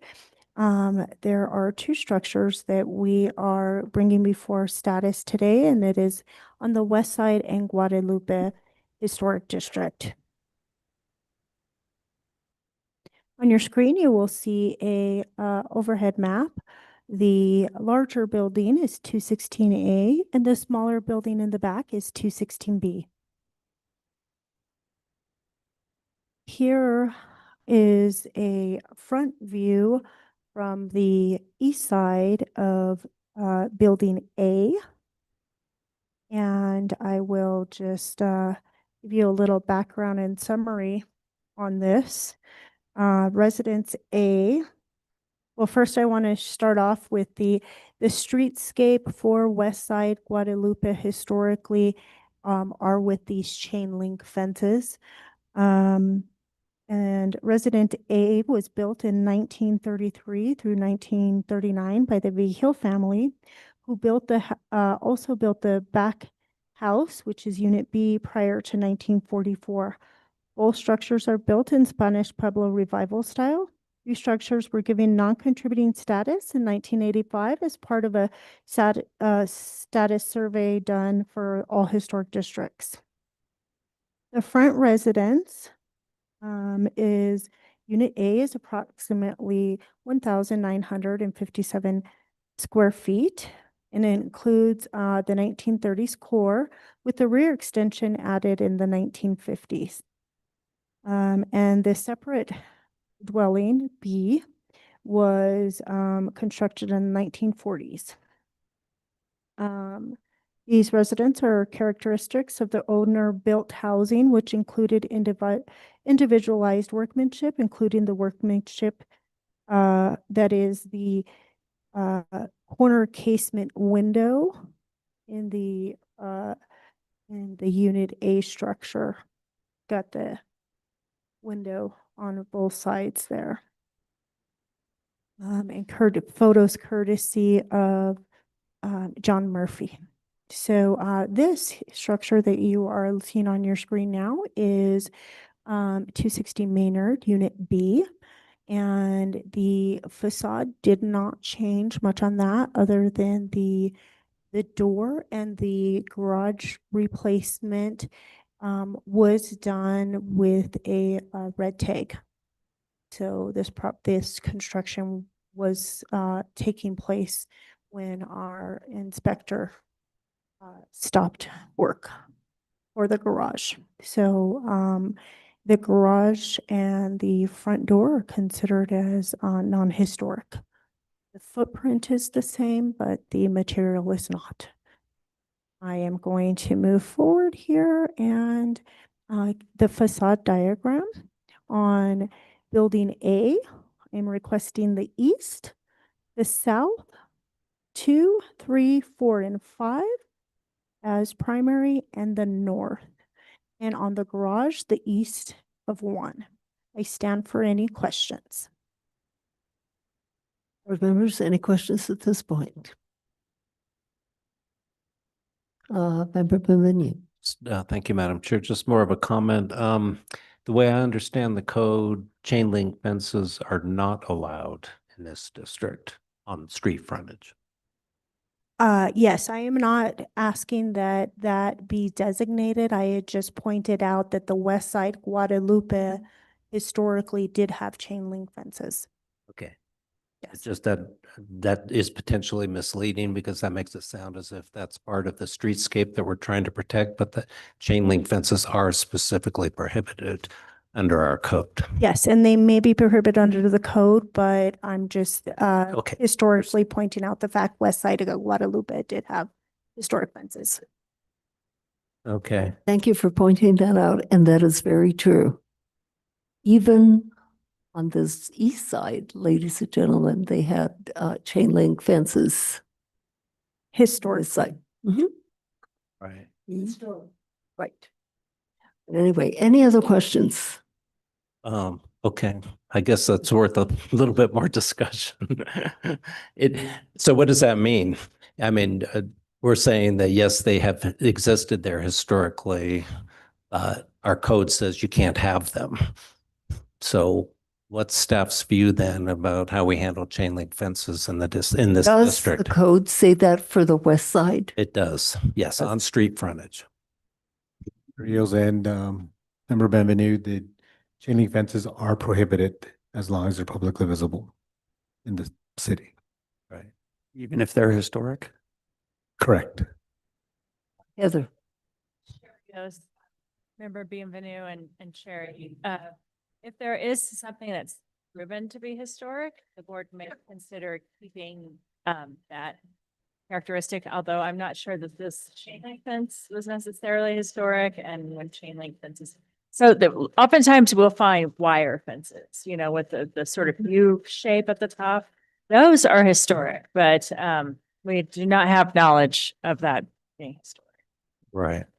Yeah, and I'm not even bringing this up because of this particular property. I just think that it's a potentially confusing thing to say that this is common in the district, which would imply to members of the public to live in this district that that's perfectly acceptable when the code says no, they're not allowed. And so I just think we need to be clear about what is and isn't permitted. And that doesn't mean that someone has to necessarily tear it down. It would mean that if they asked permission to erect it, it would be denied unless they had an exception, right? Yes. And it could mean that if, our code basically, it would be considered a non-conforming fence. And so typically the way we, if it was already there, and typically the way we handle non-conforming matters is that it's only when someone wants to modify it that it comes to the board's attention. And then the code has a provision for that. It says you can't modify it except to bring it into conformance. So just a little detour on what our code does and doesn't say about chain link fences.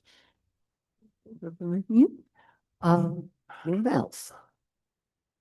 Is the applicant here? Please come forward.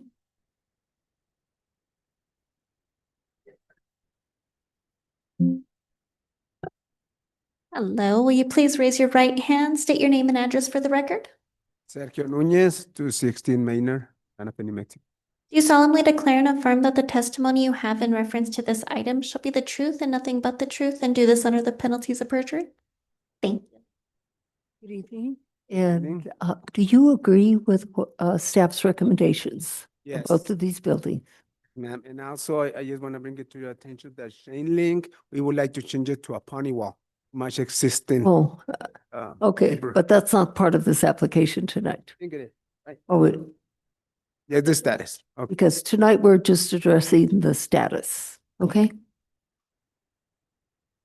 Any questions for the applicant? No questions for the applicant. Anyone in this room wanting to comment on this particular project? No one. Anyone online? Yes, Chair Rios, Stephanie Beninaccio, who has previously been sworn, you may unmute. Thank you, Stephanie Beninaccio. I'm not contesting the status or what facades are being recommended as primary, but I am actually agreeing with Member Bienvenu about non-conforming fences and what that means. So if it stays in place, then no problem, it gets to stay there forever. But once it has to be repaired or replaced, then it cannot be replaced in kind. It has to be replaced with material that is allowed under the historic code. Thank you. Thank you very much. Anyone online? Anyone else? No, Chair Rios. Okay, I will entertain a motion, please. And I know there's two cases, two homes, same case. This time I will entertain one motion. Just to move along.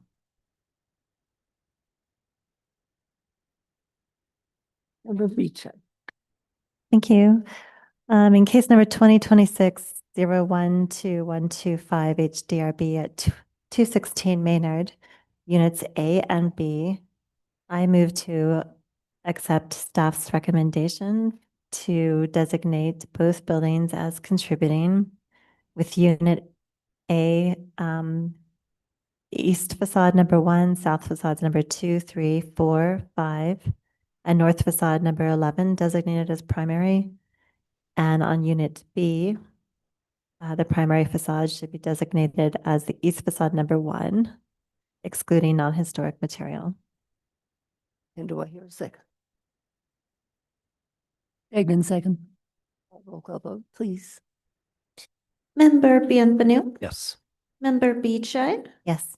Member Cherry, Member Simmons, Member Dagnan, Yes. Member Aguilar Madrana. Yes. The motion has passed, Chair. Thank you, sir. Next case is located at 640 Camino de la Luz. Is that applicant here? The applicant is here. And Amanda, may we hear the case? Yes, Madam Chair. This case is 2026-012128 HDRB. This is 640 Camino de la Luz in the downtown and Eastside Historic District. The background of this property is the residential structure footprint has been shown established by the 1960s. The buildings in the neighborhood are set back from the street, and the characteristics of the facades are as follows. So the here noted as number 1 is it has 3 large masses. The building has 3 large masses, illustrating growth and evolution over time. The status of the building is currently non-contributing, and I would like to give a summarized facade information to you. So we have, here we have a facade diagram. So we'll start over here on the north side, and it has an inset header over divided light window and a large massing. Then we go over to number 2, which is the apartment with the balcony atop, and show you is this balcony over top here. So we're calling this 2 facades. The lower facade, bottom floor, has the inset header and the casement windows, which are 2 and 1/3 side lights. And the upper floor has the undulated parapet, a single French door, picture window, and 2/2 divided light facing the balcony with an iron railing. And we have facade number 3, which is here. It's just tucked in this little spot here. There's really nothing on there. It's a large massing with no fenestration. And 4 as well has the massing, and if you noticed in the building today, it has a stone coping all along pretty much the whole building. And number 5, it has an inset header, single window, stone coping, and round turret in appearance, which was really nice, and we are considering that as primary. And 6, I know there's a lot of facades here, but it's really a grand building, so I want to go over all of them. So 6 has an inset header, new slider windows, smaller than previous window openings. Casement 6/4 with 2/4 side lights. The header was moved. It has an undulated parapet. A stone chimney has been redesigned and stuccoed over, as it seems. Number 7, Facade 7 doesn't show any substantial features. Number 8 is a stone buttress and door surround with the double wooden door, and that was kind of by where that front door was, with a nice little note that we had. Stone number 9 was a stone base, 1 inset window header, 2/3 true divided light windows, and the 10 is outdoor living area covered with portal mixture of square and round columns and round vigas and a chimney pony stone wall. And 11, there was no header, 1/4/2 divided light window with the chimney. 12, the 3-window flat parapet stucco chimney. That was number 12.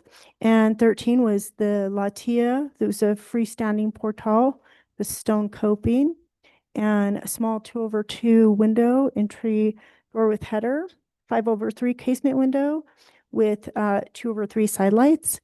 It has viga bumps that have been stuccoed over, and 1 small window in large massing, and 14 stone rounded bull nose. Staff is recommending the status of the structure be updated to contributing with facades number 1, number 5, including excluding historic window, number 8, number 9, and number 10, and number 11, excluding non-historic material as primary per 14-4. 06C, designation of significant contributing or non-contributing status with historic districts. I stand for questions. Any questions for Amanda?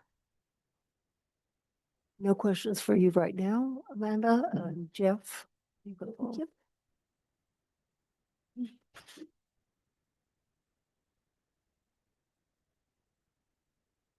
Hello, will you please raise your right hand, state your name and address for the record? Jeff Sears, Lorenzo Road. Do you solemnly declare and affirm that the testimony you have in reference to this item shall be the truth and nothing but the truth, and do this under the penalties of perjury? Yes. Thank you. Good evening, Madam Chair, members of the board. I'd like to start with the HICP that historian John Murphy prepared for us. And of course, by 1960, established that the footprint of the house was there. But going up through time, by early 1990s or 1994, there was renovations that replaced most of the windows and doors from historian Murphy's report. And then in 2006, there was administrative approval granted to restucco the entire house, which was completed at that time. And I'd just like to state, in regards to historian Murphy's recommendation and evaluation of the status, that while the overall footprint of the building can be established, the lack of documentation, including earlier historical surveys, building records, and clear aerial evidence, makes it difficult to determine the building's original appearance and fenestration. For this reason, and because of the uncertainty surrounding its historic design and the extent of later alterations, the recommendation is to maintain its non-contributing status. So with that, moving right along, with staff's recommendation for contributing, the only thing that I would question is the inclusion of facades 10 and 11, which I think, as you saw today, are accessible only through going through the doorway into the house, which is the front door that goes into the portal number 10. And those facades are certainly not publicly visible and cannot ever be, I don't think they would ever become publicly visible. So I'd like you to consider those two and leaving those off of primary facades if that's where this motion will go. Thank you. So you're kind of agreeing with Amanda, but you're not totally agreeing. Is that correct? Regarding, Regarding the status, or are you going with John Murphy, non-contributing, or I mean, there was, on the fence? there was no mention of historian Murphy's recommendation. So I wanted to include that. I'm here tonight to hear what you have to say about that status, as well as then what would be designated as primary facades. Thank you, Jeff. Any questions for the applicant? No questions for you right now, Jeff. Anyone in this room wanting to comment on this particular project? No one. Anyone online? Yes, Chair Rios, Stephanie Beninato, who's previously been sworn. Stephanie Beninato. It was really difficult to follow this because all we saw was a pencil diagram. We did not see the actual visuals of these facades that were recommended as primary. However, I think that if the footprint is original, it's more than 50 years old. The openings have not been contested as being changed. They just have said that I think the windows and doors have been replaced. Therefore, I think that it does qualify as a contributing building. And again, unfortunately, I could not see those facades, but I'm not sure that you have to have a facade that's street facing in order to be primary. So I would go with staff's recommendation. Thank you. Anyone else online? No, Chair Rios. Board members, if you don't have comments or questions, I will entertain a motion, please.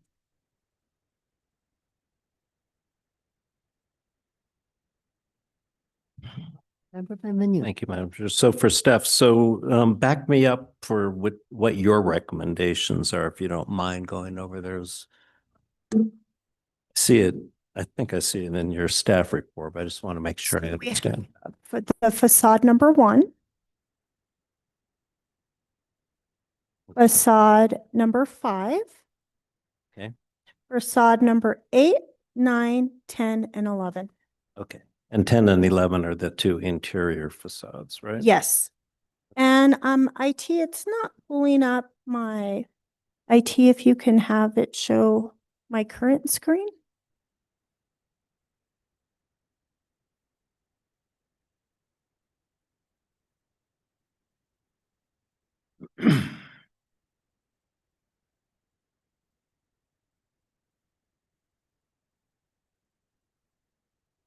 There it goes.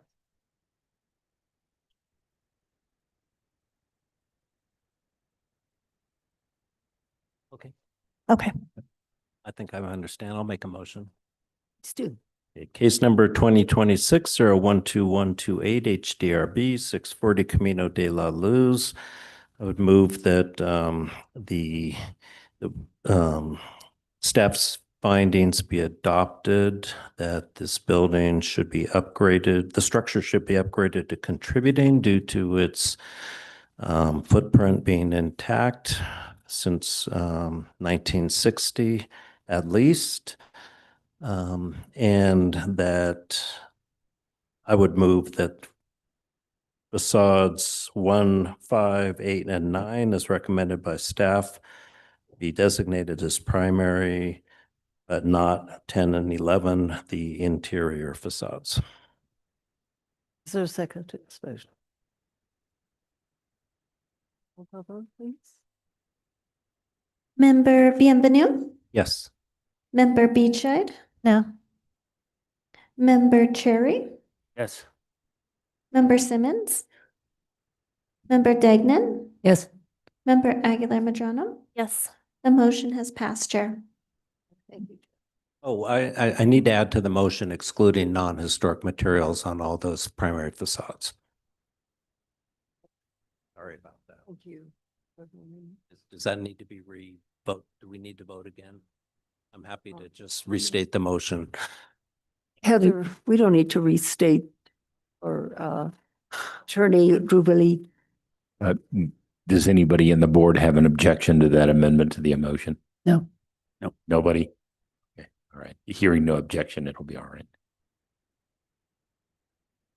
Next case is located at 728 Agua Fria. You're welcome. Is that applicant here, 728 Agua Fria? Or are they online? I'm here.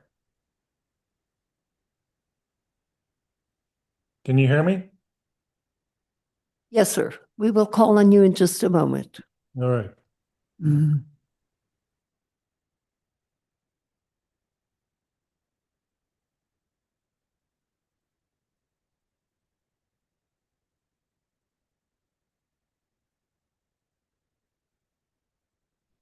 Sorry, I wasn't on. Would you like me to start over? Or you got it? Please. Start up. Start over. Okay, so this is case 2026-012104 HDRB for 728 Agua Fria Street, Unit F. The applicant is requesting status review with primary facade designation, if applicable, for a residential structure. 728 Agua Fria Street, Unit F sits in the middle turn of a long private road, which is the main access for 724 through 730 Agua Fria. There's a series of properties addressed to 728 Agua Fria, which includes units A through H. The private drive is packed dirt and is located between Dunlap and Irvine. The houses are vernacular style, and the yards are lined with yard walls or coyote fences. The neighborhood was built during the 1930s and 1940s. The 1,600 square foot residential structure originated as a modest adobe structure from the late 1930s or early 1940s that has expanded over time, with the last alteration in 1985. The structure was constructed as part of a compound and was subordinate to the primary residence facing Agua Fria Street. The building does not retain sufficient integrity of design, materials, or feeling to contribute to the historic district.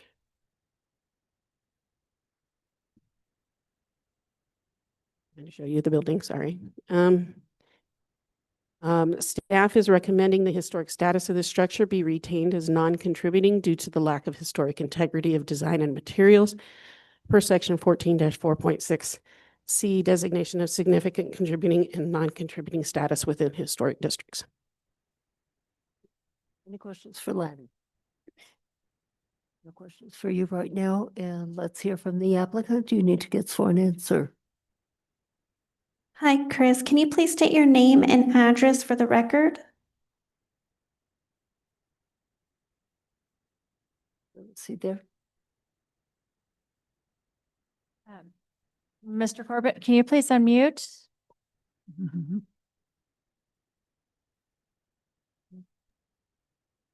Is that good? There you are. Thank you. There we go. Okay. Yeah. Can you do First of video? all, you need to get sworn in. Can you please state your name and address for the record, please? Yeah, it's Chris Corbett. And the address is 2947 Northwest 66th Street, Oklahoma City, Oklahoma, 73116. Thank you. Do you solemnly declare and affirm that the testimony you have in reference to this item shall be the truth and nothing but the truth, and do this under the penalties of perjury? Yes. Thank you. So do you agree with staff's recommendation, and do you have anything further to add? I agree. And the only question I have is, since I'm new to this process, what is the next step in terms of getting permitting to do the work that needs to be done, the roof? I'm gonna stop you right there. This evening, we are simply addressing the status. That is Okay. all that we are addressing. For the next step, if you want to do any work on this, you go back to staff and they will work with you on exactly what you have to do. You can contact staff and they will guide you through the process. Okay, This good. evening, we're simply addressing the status. Okay? Yeah, I agree. It's non-contributing. Okay. So board members, do you have any questions for the applicant? A motion, please. Oh, did I ask for public comment? Anyone in this audience wishing to speak on this case? Nobody? Anyone online? No, Chair Rios. So I will entertain a motion. Yes, Aguilar Petrona. Case number 2026-012104-HDRB at 728 Agua Fria Street, Unit 7. I move to adopt staff's recommendation and maintain the building as non-contributing. Degnan, second. Roll call vote. Sorry. I think, Unit F, Unit F. I think that it's Unit F, not Unit 7. Is that? Oh, I said F. Maybe it sounded like 7. Oh, I'm but, sorry. Just to clarify, Unit F. Thank you. May we have roll call? Member Bienvenu? Yes. Member Beachside? Yes. Member Cherry? Yes. Member Simmons? Yes. Member Degnan? Yes. Member Aguilar Madrano? Yes. The motion has passed, Chair. Thank you, and thank you, sir. Next case is located at 1103 Canyon Road. Is that applicant here? The applicant is here, and maybe hear that case, Lanny.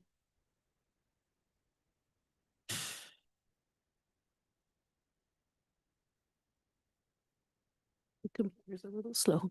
Sec.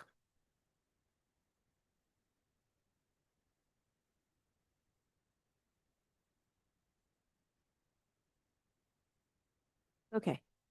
This is case 2026-012105 HDRB for 1103 Canyon Road. The applicant is requesting a status review with primary facade designation if applicable for a residential structure and status review for yard walls. The property sits between Canyon Road and Patrick Smith Park, a recreational open space for the public. The back of the properties along this portion of Canyon Road run along Sequia Madre, which was constructed over 400 years ago. The buildings in this section of Canyon Road are built close to the road with yard walls around those that have any yard space between the road and the building. There's a combination of single and two-story structures. Most of the buildings are Spanish Revival style and the others are all in vernacular style. The 1930s Adobe two-story residence is listed as contributing to the downtown and east side historic districts, according to the city's GIS map. The no primary facades have been designated. The building is obscured behind the tall yard wall on the South Street facing property line that holds a vehicle garage and 2 pedestrian gates. There are high yard walls also on the east, west, and north property lines. The residence was originally constructed of adobe by 1948 and has grown over time. Much of the historic footprint's integrity has been maintained, with the exception of a single-story addition that was constructed on the west side in the 1970s. A carport was added in the early 1970s along the street with the street wall extension. In the 1970s, roof decks and railings were installed. In 1993 and 94, windows were replaced with new openings and the addition of glass blocks. All of the yard walls were constructed by 1973. This is the rear side, which we had a hard time seeing at the field trip today. And then the building's overall ground plan remains consistent and the overall massing has minor impacts on the historic integrity, such as the 1970s addition on the west, the removal or alteration of windows along the north elevation, and the introduction of ventilating type sashes, which have altered the building's presentation of its historic period and associations. Therefore, staff finds that the structure should be retained as a contributing structure. Staff recommends the historic status of the structure be maintained as contributing, with the south facade excluding the non-historic windows glass block and attached additions as the primary facade. In this photo as R1. The south property yard wall be designated as contributing, while the northwest and east yard walls be designated as non-contributing per 14-4.6 C designation of significant contributing, non-contributing status within historic districts. Lanny, why do you designated front wall as contributing, but primary, and the other walls is not. The front street wall actually has the original openings in it. So there's the fenestrations in that window, in that wall are from its original structure. And the others that you designated, that elected not to designate. I think because- mostly because they're not publicly visible. And we're not sure on either property side, whether it's owned by them or the next door neighbor, but the rear one on the north, it's publicly visible, but it's not. It is publicly visible? It is from Patrick Smith Park. Oh. But you don't see the niches and stuff that are inside publicly. So it's all just to the interior courtyard. Thank you. Any other questions? Member Simmons. Are you including the stuccoed over chimney that's on that primary facade as contributing?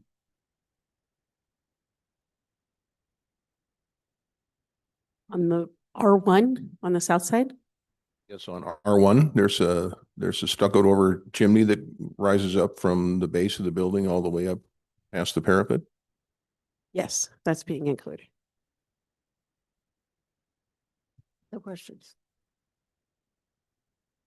Applicant, please come forward.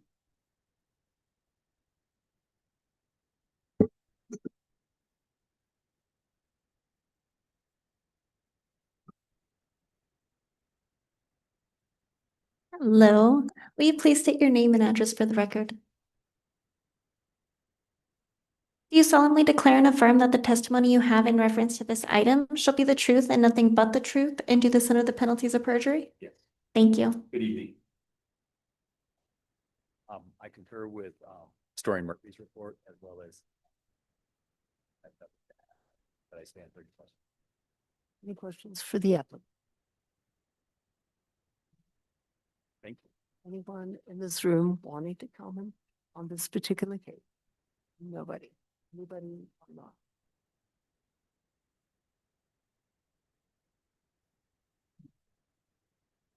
No, Chair Rios. Motion, please, board members.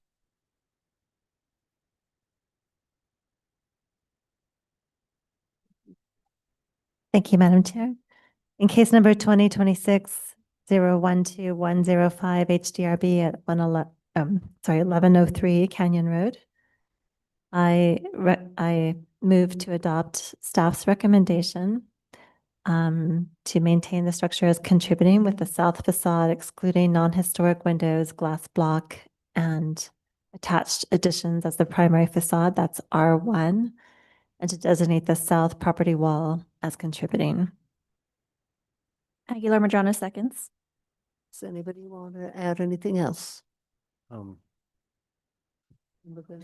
I propose a friendly amendment that we go ahead and designate the northwest and east yard walls as non-contributing. Oh, sure. Sorry. Yeah, thank you. That also includes chimney that brought up. Yes, I think that's what touched. Roll call vote. Member Bienvenue. Yes. Member Beachside. Yes. Member Cherry. Was that a yes? Yes. Thank you. Member Simmons. Member Degnan. Yes. Member Aguilar Madrano. Yes. The motion passes, Chair. Sir. This is on Arroyo Tenorio, 423, 431, and 435. Is the applicant here? Oh, Kayla is here. So, Lanny, may we hear the case? Okay. This is case 2026-012106, HDRB for 423, 431, and 435 Arroyo Tenoro. The applicant requests requests a status review with primary facade designation for 4 residential structures and status review for yard walls. Arroyo Tenorio is a narrow one-way dirt road that runs west between Garcia and Old Santa Fe Trail The street is lined with tall yard walls with residences nestled behind them. Some of the yard walls are rock, though most are concrete masonry units. The residences are a combination of Spanish Pueblo revival and territorial styles. Wood details on the residences and gates are brown. The residences addressed as 423, 435, and 435A, Arroyo Tenorio, and the yard wall along the street are not of sufficient age to be considered for status. Therefore, they should be designated as non-contributing due to age. The residence at 431 Arroyo Tenorio was constructed pre-1948 and has had changes to the structure. The overall original home is still distinctive from the addition on the east elevation. The changes to the fenestrations on the west and south elevations and the addition on the east have altered the function and appearance of these three elevations. The least altered elevation is the north elevation, which does not have its original door or window. Staff believes that the changes alter the structure to a point that the historic integrity and any associations it previously held are lost. Therefore, the staff recommends the residence be downgraded to non-contributing.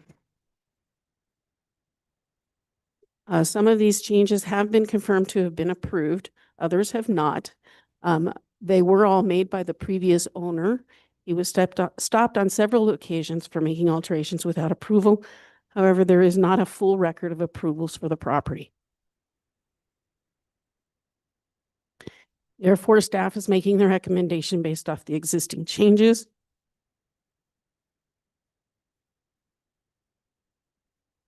However, the contributing status could be restored if the applicant at a minimum reopened and retained historic openings and reattached vigas where they were located historically. Staff recommends the historic status of the structure at 431 Arroyo Tenorio be downgraded to non-contributing, and 423, 435, and 435A, and the street-facing yard wall be designated as non-contributing due to age for 14-4.6. C. Stand for questions. Questions for Lenny? No questions for you, Lenny. Leila?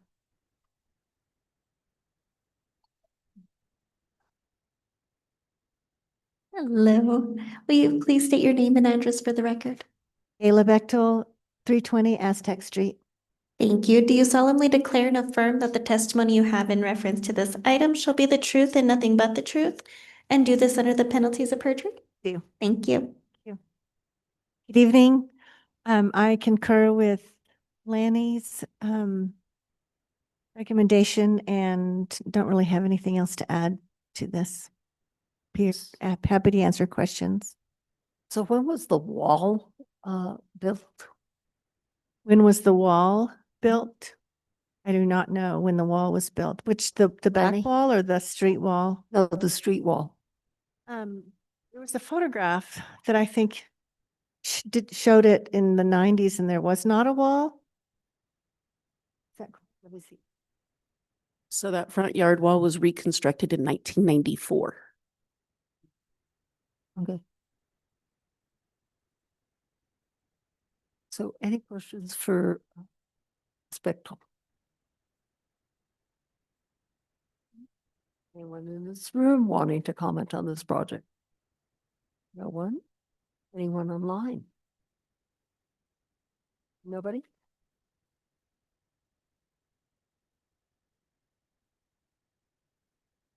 Stephanie Benanato has been previously sworn. Thank you. Stephanie Benanato. I just am curious about the status of 431. I think it is the one that was contributing.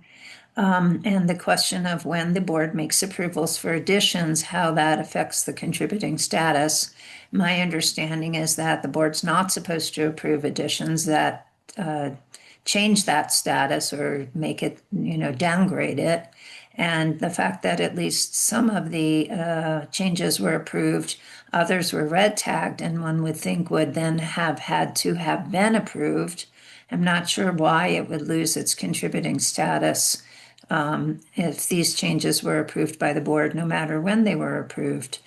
Because otherwise you could just come in, get the board to approve changes, and then come in 10, 15 years later and say, oh, but you approved the changes, so now you should downgrade it. Again, my understanding is the board's supposed to consider whether the changes negatively affect the status. And I just raised that question. Thank you. Thank you, Stephanie. Anybody else? Yes, No, Chair Rios. but did you have something, Heather? Coincidentally, this was a case that I managed back in the 1990s when I was very much younger. There were a lot of issues with the previous property owner and that he was a scofflaw and really made a lot of changes while the Historic Districts Review Board at that time really tried to work with the applicant.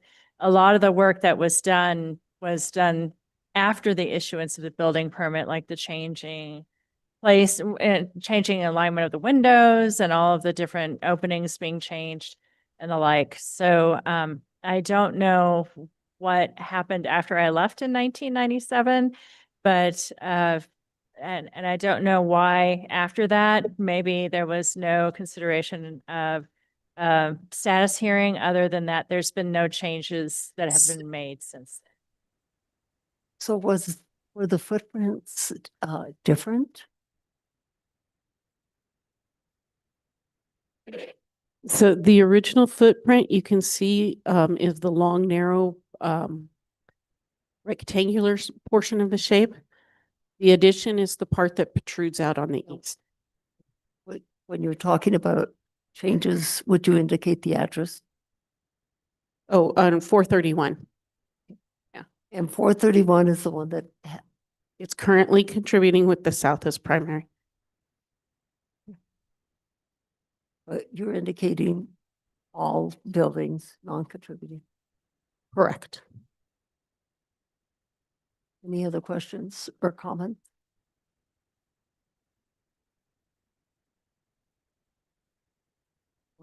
There are no questions or comments. A motion is in order.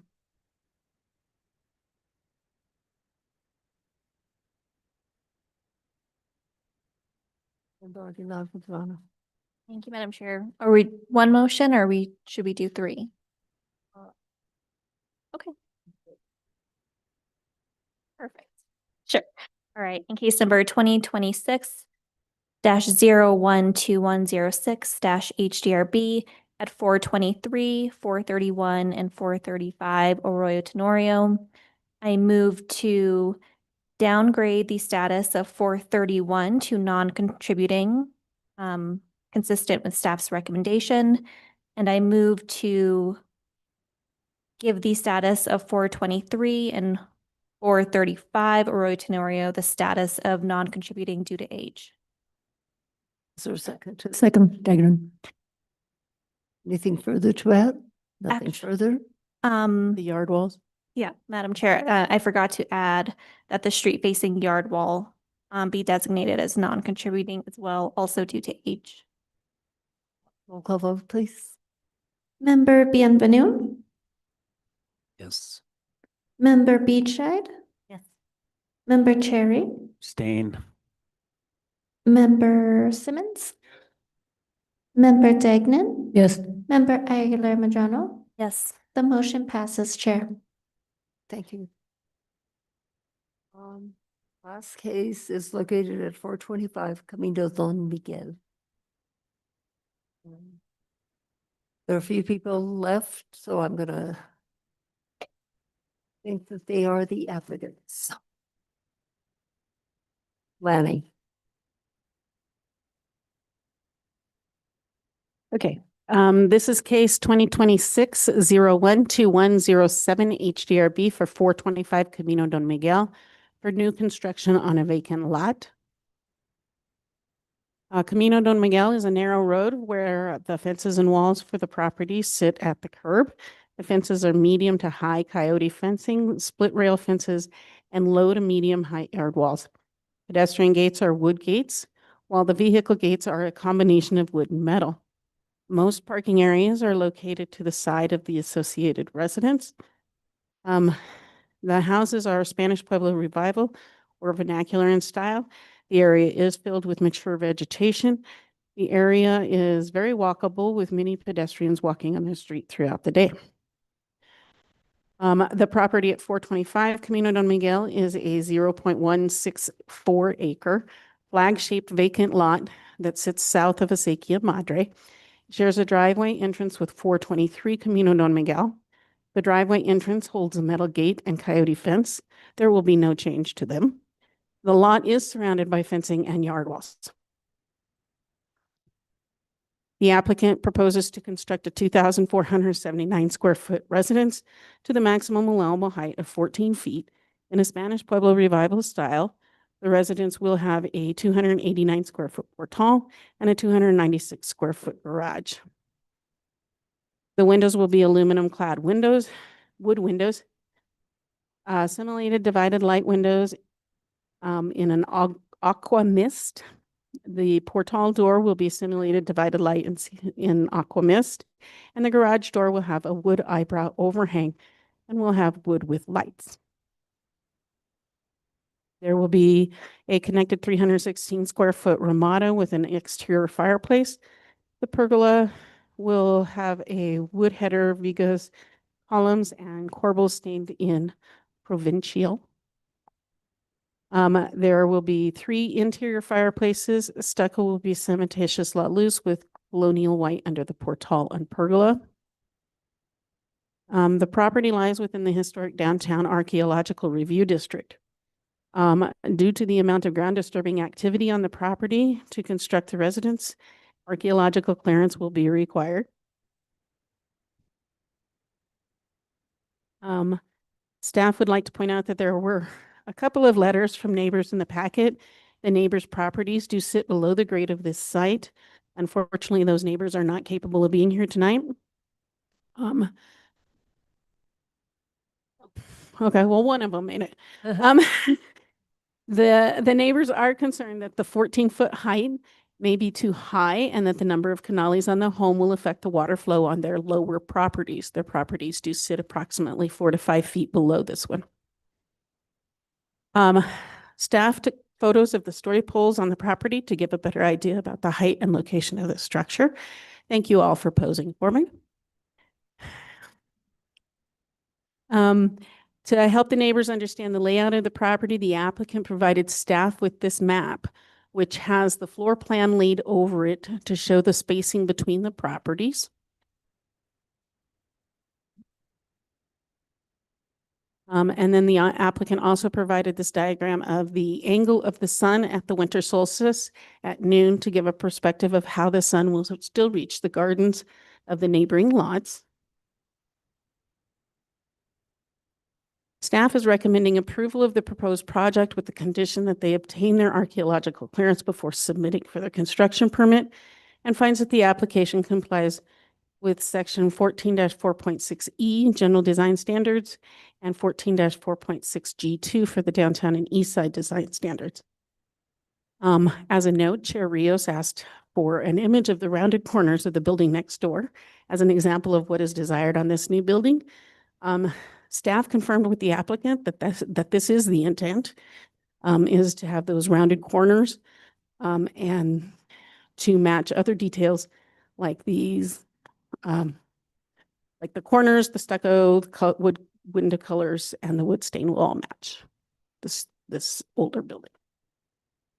Thank you, Lenny. Lenny, this home, how far is it from the north property line? Which building? The new building, the proposal. I know, let's see, north side. It's about 10. But the neighbors are up Right, there. I have to orient north, south, east, west, sorry. So I think we determined it was going to be 10 to 15 feet, but I don't know the exact measurement. Well, perhaps the applicant will know that. Any other questions? Member Cherry? It's on the site plan, it shows at 9 foot 8 inches on the northwest corner from the north property line, but So tapers back further away. So 9 feet 8 inches and, okay. Do you agree with that? Yes. Any other questions? Member Bichai. Thank you, Madam Chair. Lanny, is there an estimate of the lot coverage for the proposed building? I don't have that off the top of my head, but it is mentioned in the PZR that was signed by the current planning team. Try to find that. Thank you. Any other questions? Member Aguilar-Lozano. Thank you, Madam Chair. Can you speak to the public visibility of the facades, in particular the west and the north? The west will be publicly visible. It is facing the street. So anybody coming from that direction can see it.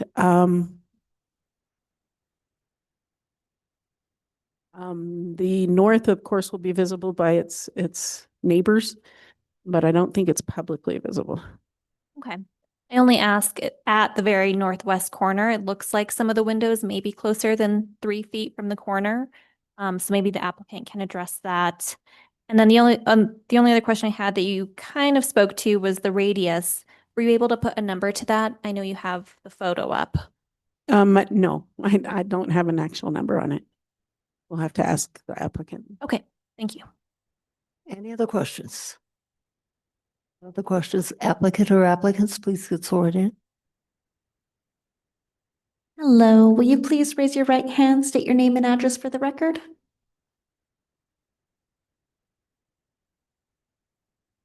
Do you solemnly declare and affirm that the testimony you have in reference to this item shall be the truth and nothing but the truth, and do this under the penalties of perjury?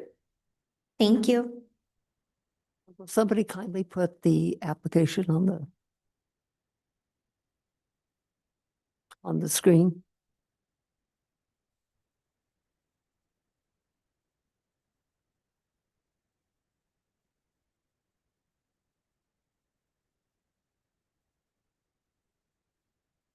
I'm sorry, Chair Rios, which image did you want? It doesn't matter, but as we ask questions, you can switch. Oh, okay, I understand now. Thank you.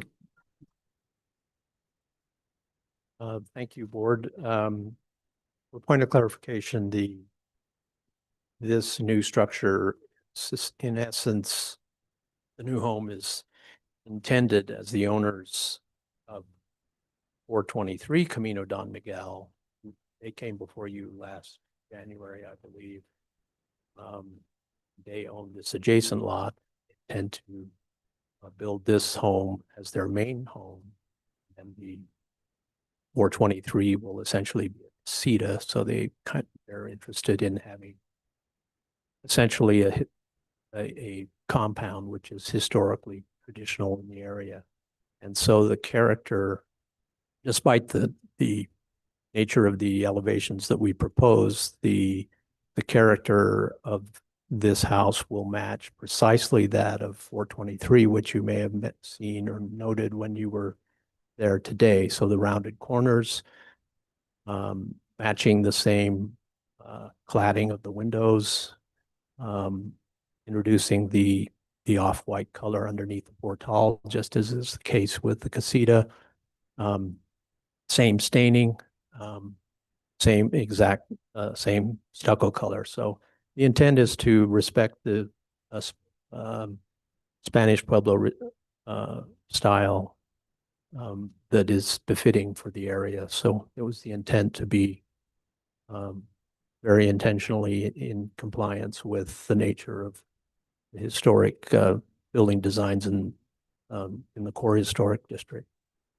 It's a fairly modest sized lot. It's a modest sized house.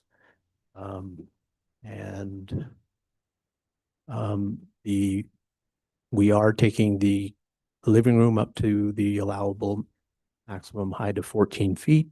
You should note that that portion of the home, the living room, is just 18% of the overall square footage of the house. And so the rest of the house, as you can see from the elevations, steps down from that northwest corner. And in fact, it's that corner at the west end that is 9 feet 8 inches from the north property line. And then it gradually steps back as you go from west to east to the point of being 25 feet back from the north property line. was aware of the comments of the neighbors, and so I took a serious look at their concerns. And Lanny showed the elevations of that, which I wonder if we could bring that up, Lanny. The key point that I wanted to share with you, the next one, is that it may be difficult to see in yellow, but that's that yellow line demonstrates the shortest day of the year, the lowest height of the sun on the winter solstice. And the existing coyote fences that are on our neighbor's property already are at a height to where the height of our proposed structure will not impact what is already shade and shadow created by the coyote fences. So we're not going to be adding any additional shade or obstructing natural light. And there was concern about the nature of the drop off of the topography on the north side of the property line. The slope of the natural grade occurs outside of our property line. And so we obviously can't impact neighbors' property, but in essence, as the topographic survey shows, the project, the land slopes from east to west down from the far east end down to the street. And we're not going to be increasing the historical sheet flow of rain across the property.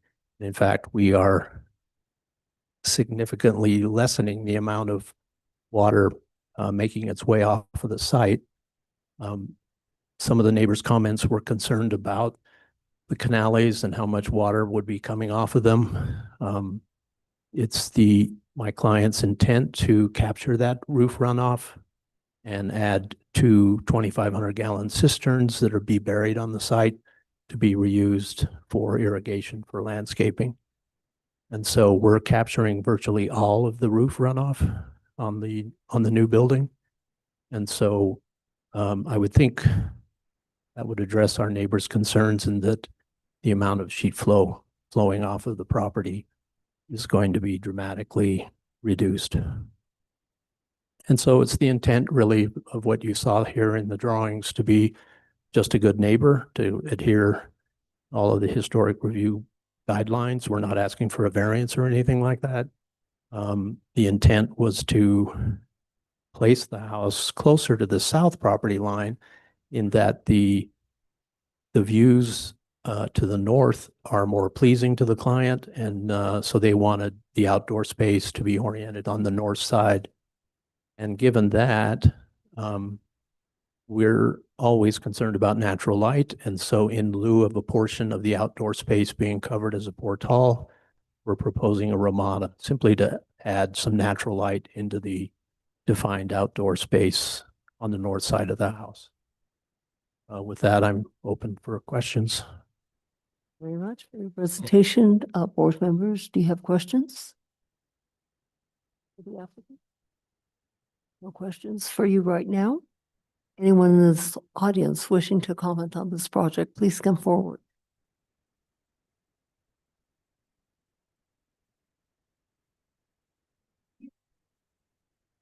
Can you please raise your right hand and get sworn in? State your name and address for the record.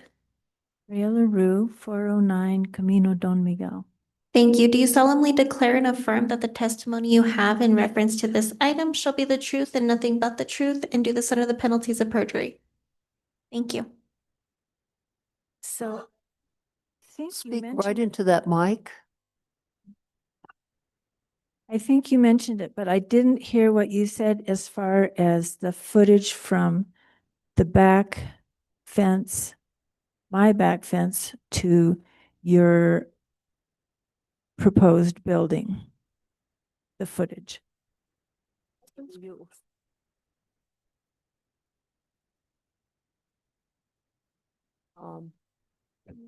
I think that was 9 feet 8 inches. So as noted on the site plan, it's 9 feet 8 inches. The setback on the side, of course, is a minimum of 5 feet. And I would indicate, ma'am, that you are speaking, you need to direct your questions to the board. I'm sorry. Mhm. So that was 9 feet 8 inches. Okay. 9 feet 8 inches. Well, Pamela Kelly is the neighbor to the west of me, and so I'm reading for both of us because she's out of the country right now. She brought up the point that we've, well, not 50, I've been there for 48 years, and then other neighbors have come after that, but we've lived their remodeled garden in our respective lots, and that our level is 5 to 4 feet lower than the level of the house that is being built above us, which makes 14 feet seem really high. And I appreciated that their water was going to be collected because we didn't know how that was going to work. And Pamela brought up the request that the height for our neighborhood be kept down to 13 feet instead of 14. I don't know how much difference that would make. And I also don't understand how the 14-foot could not cut down on our sunlight. I mean, I didn't see a yellow line. Heather, correct me if I'm incorrect, Heather or Attorney Rubalit. I don't think that we have purview over sunlight. How do you, Chair Rios, like what do you call it, a window of sunlight, or can't think. yes, that is part of something called viewscape. And just generally what you find is so long as a building meets the required setback and zoning and the required height restriction, the fact that it interrupts sunlight or viewscape is not an enforceable property interest to put a stop to somebody else's property or to somebody else's construction.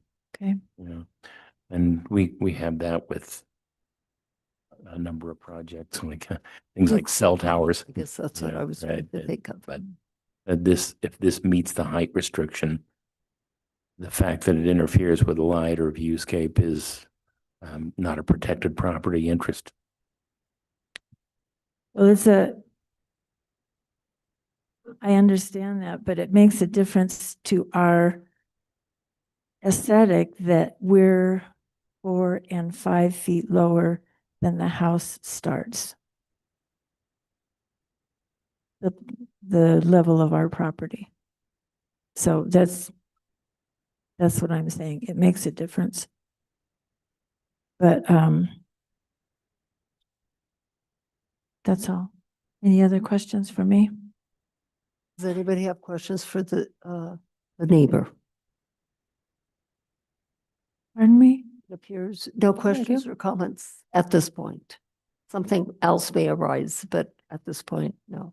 Thank you. Thank you. Chairman Rios, if I may, I neglected to answer some questions that were raised earlier. The lot coverage is 34%. The allowable is 40%. And as Lanny pointed out, we do need an archaeological survey that is in process as we speak.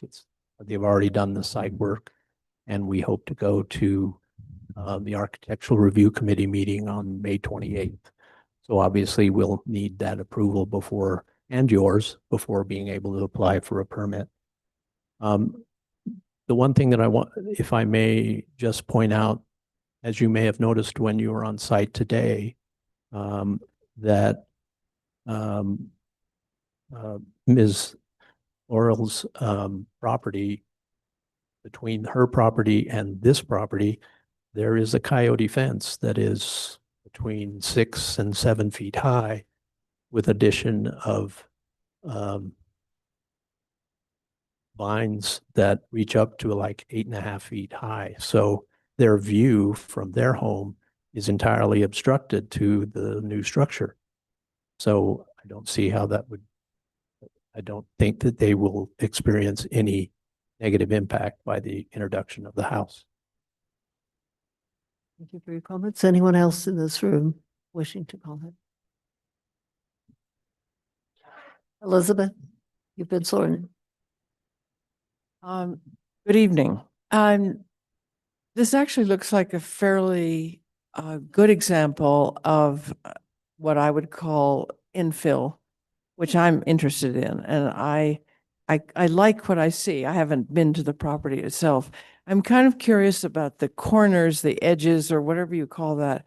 How round are they going to be? I think that's going to be addressed in the motion. Okay. But it looks like a fairly decent addition to the neighborhood, I think. Thank you. Anyone else in this room wishing to comment?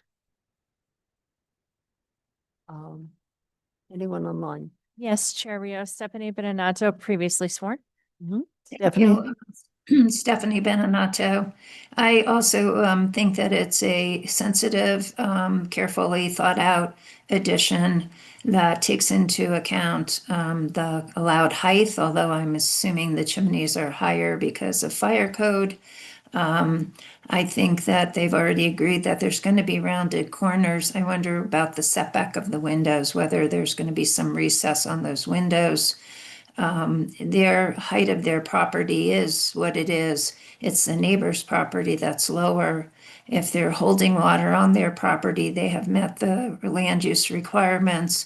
And as far as I can tell from that yellow line, it's not on the summer solstice. And this is how you measure solar easements, which is what the neighbor could have obtained at some point. But the solar easement is measured on the shortest day of the year at noon. And it's whether it obscures a certain amount of light on your structure if you have the solar easement. In this case, it's not even seemingly obstructing light into their gardens in the winter when not much is growing anyway.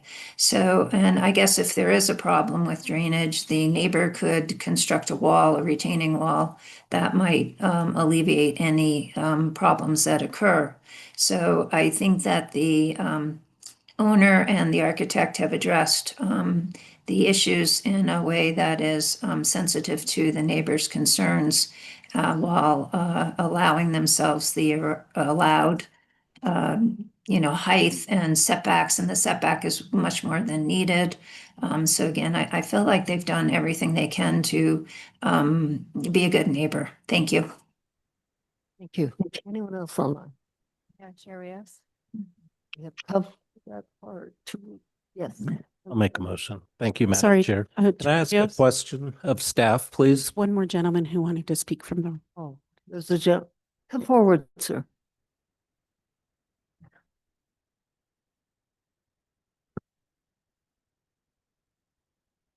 Hello, please raise your right hand and state your name and address for the record.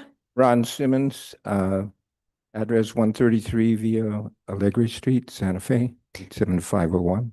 Thank you. Do you solemnly declare and affirm that the testimony you have in reference to this item shall be the truth and nothing but the truth, and do this under the penalties of perjury? Thank you. Okay, I'm a contractor for many years in the county and the city. I remodeled Miss LaRue's house and added an addition in 1998. So I was asked by the neighborhood there to help them understand the process. I want to point out that the elevation shown right here, the lower elevation, is inaccurate. It's inaccurate. What? In terms of the distance from that. Okay, in terms of the distance from the existing building shown to the north and the house. This scales if the distance from the house to the county fence or property line is 9 feet 8, called 10 feet. Then the distance from the county fence to the building, as shown there, is probably 25 feet. It's to my measurements on site, when I built, recollection is it's probably 15 feet to the property line after the addition. 1998. So this may be using an old footprint of where the building was. So that puts the building space much closer to the 14-foot height. The outdoor space in the Ramada is facing north, and it overwhelms this smaller neighborhood. That's a subjective comment. The rest of it is not. It does impact the neighborhood in view of their property use and property enjoyment, given the work that these neighbors have put into their yards and houses and remodels. Thank you. Thank you very much. Anyone else? No one else in this room and no one else online? Yeah, let's see if they have any. If, yes? Ready to make a motion. Ready to make a motion? Yes, and I do have a question for staff and maybe for the applicant. Was there a question was raised earlier about whether the 3-foot rule was being followed on the publicly facing facade? I think that might be referring to the garage door.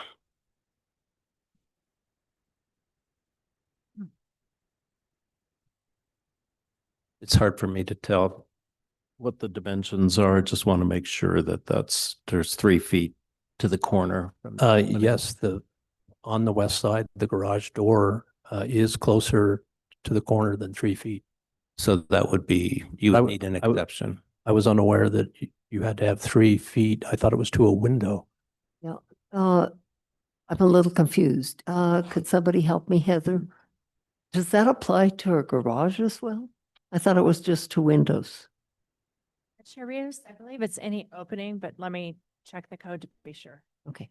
Says no door or window in a publicly visible facade shall be located nearer than 3 feet. So door includes garage, correct? Chair Rios, that's what has been traditionally interpreted. Thank you. Well, I mean, yeah, I mean, just logically, it makes sense because the purpose of that rule is to make it appear to be made out of Adobe.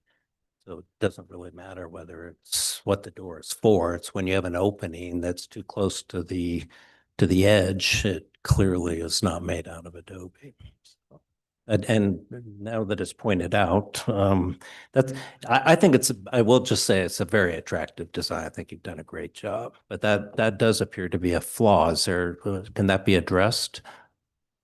We are really tight, I'm sure. on the space. So What is the measurement right now?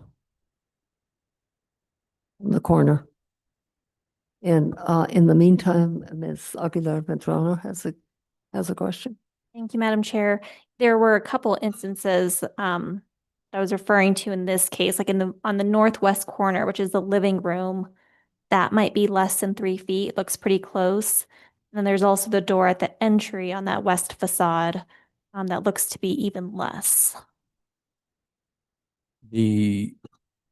from our interpretation, given the angle of the house as it relates to the street, we don't see the north facade as being publicly visible. And so hence, we knew that we had a constrained space. They wanted some windows. Again, we're facing north, so we wanted to have as generous amount of windows as possible on the north side of the living room. So from the corner to the fireplace, as shown there on the right side, yes, we're less than 3 feet there, but we're not, those windows are not publicly visible. And the dimension from the corner, the southwest corner of the house to the garage is 18 inches. we already have an extremely small garage, one-car garage, so I don't have an immediate solution other than carving into the defined condition space in order to shift the car or the garage rather further to the north and gain that and achieve that 3-foot dimension.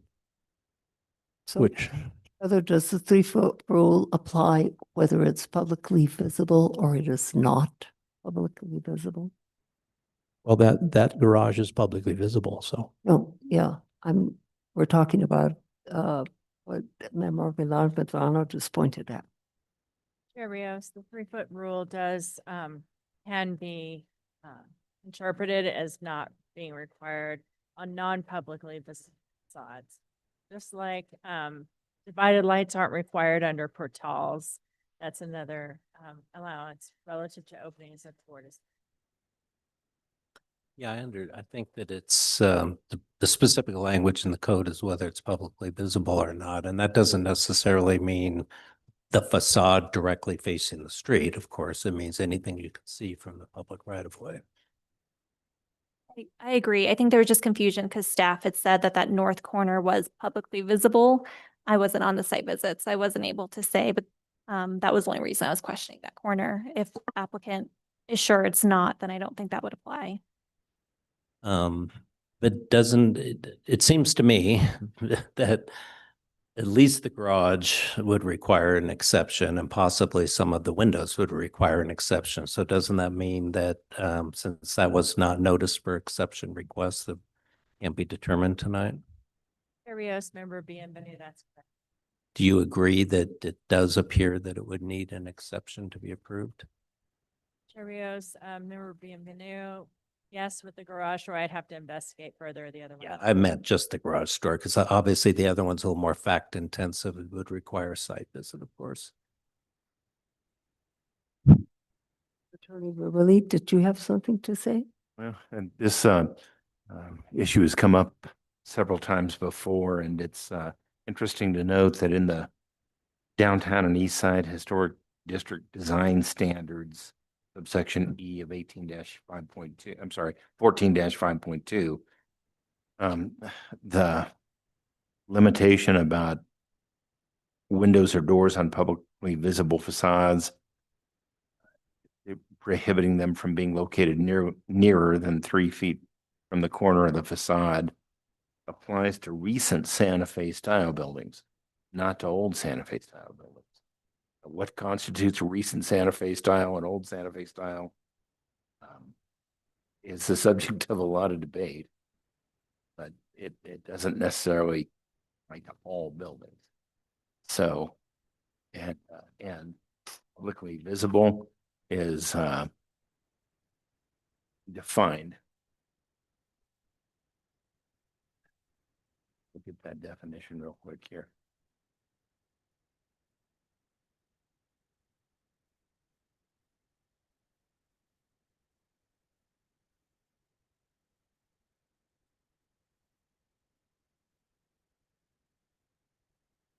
I know it's pretty broad. It's been a while since I've looked at it, but the portion of a structure visible from a public street, way, or other area to which the public has legal access, and provided that to be publicly visible, a structure need not be adjacent to a public street or way or area to which the public has legal access.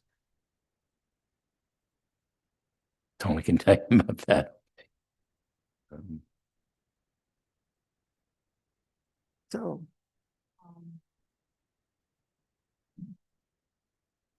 we move forward with portions of this building. Maker of the motion.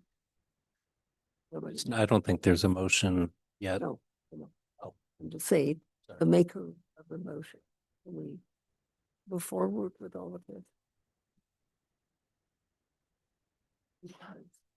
Yes, Memberson. I have a question about what the city attorney said about old Santa Fe style versus recent Santa Fe style. I know we can all understand that recent Santa Fe style was, I think, part of the 1957 ordinance. But the design intent has been described here is that they want to emulate the structure that is, that they share the driveway with. And I don't think anybody would argue that that is anything but a traditional old Santa Fe style.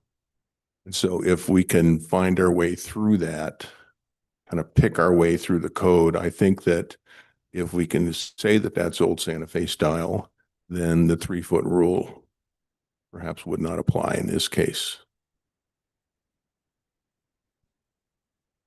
Any other comments in reference to this?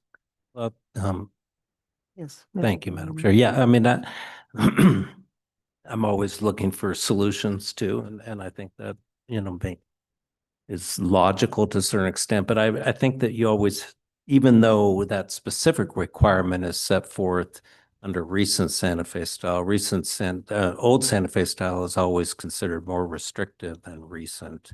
For example, this requirement for recent Santa Fe style of the 30-inch rule is specifically limited to publicly visible facades, which to me is saying that's where it's going to apply for recent, but you can do what you want elsewhere. Whereas I think that that would apply in all of the facades for old Santa Fe style, again, because it's intended to look like an adobe building. Yes, Heather. Yes, Chair Rios, member Bienvenue. Mr. Rash, the previous manager, interpreted the old Santa Fe style and the recent Santa Fe style to be more materials based. Recent Santa Fe style sort of acknowledging that it's not made of true adobe construction, but it emulates, just like you said. And that's the intent of the recent Santa Fe style versus old Santa Fe style, which I sort of agree with. Yeah, no, I think that's true. I just add that even recent Santa Fe style is it's supposed to emulate adobe architecture, but it can do it in non-publicly visible facades with a little bit more latitude. So I think that staff need, I mean, normally we rely on staff to determine what exceptions are necessary, right? I think the quote code even indicates that staff is to make that determination. So I think that we need staff's analysis of what is permitted under this plan and what would need an exception before we proceed.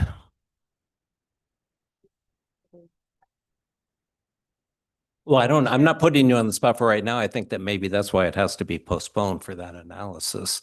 Because, for example, I think you might need to do a site visit to see which facades are publicly visible.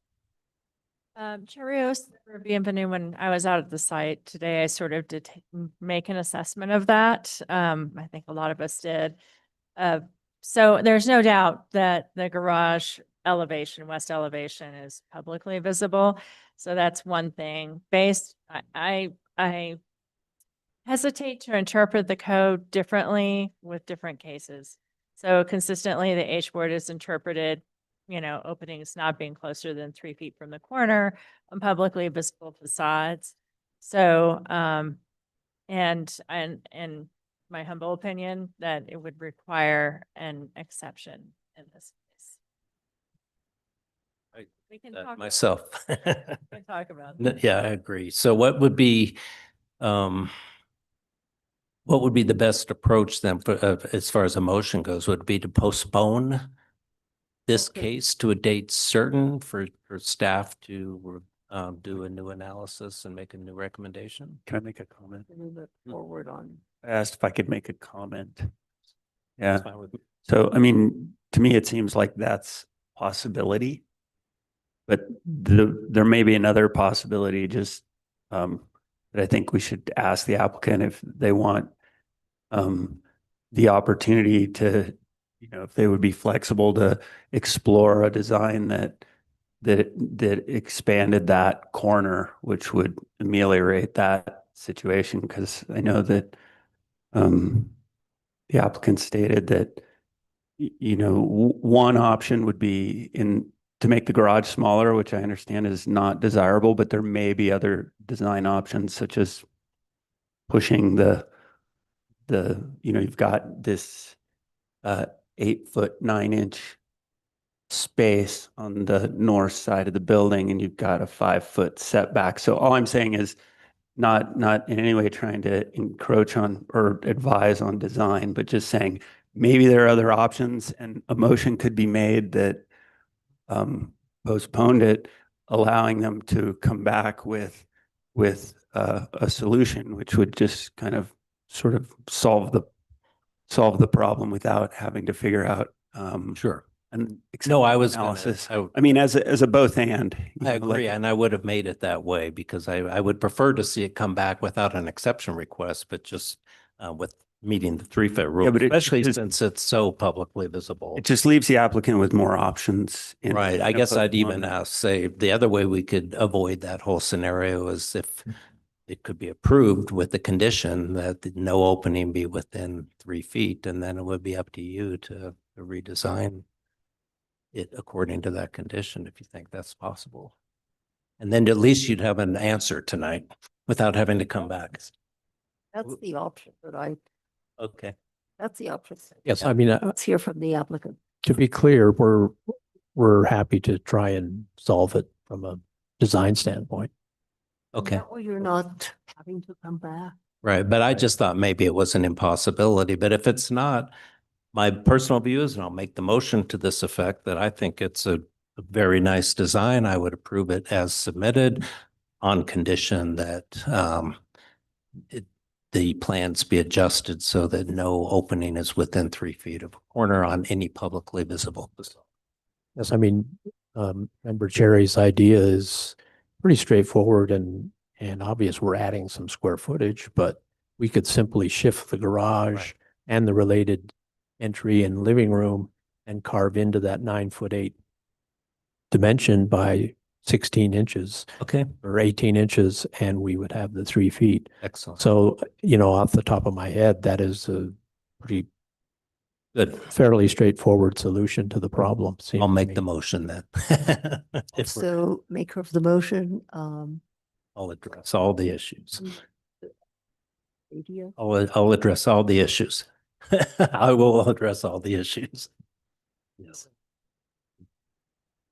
2026-012-107 HDRB at 425 Camino Don Miguel.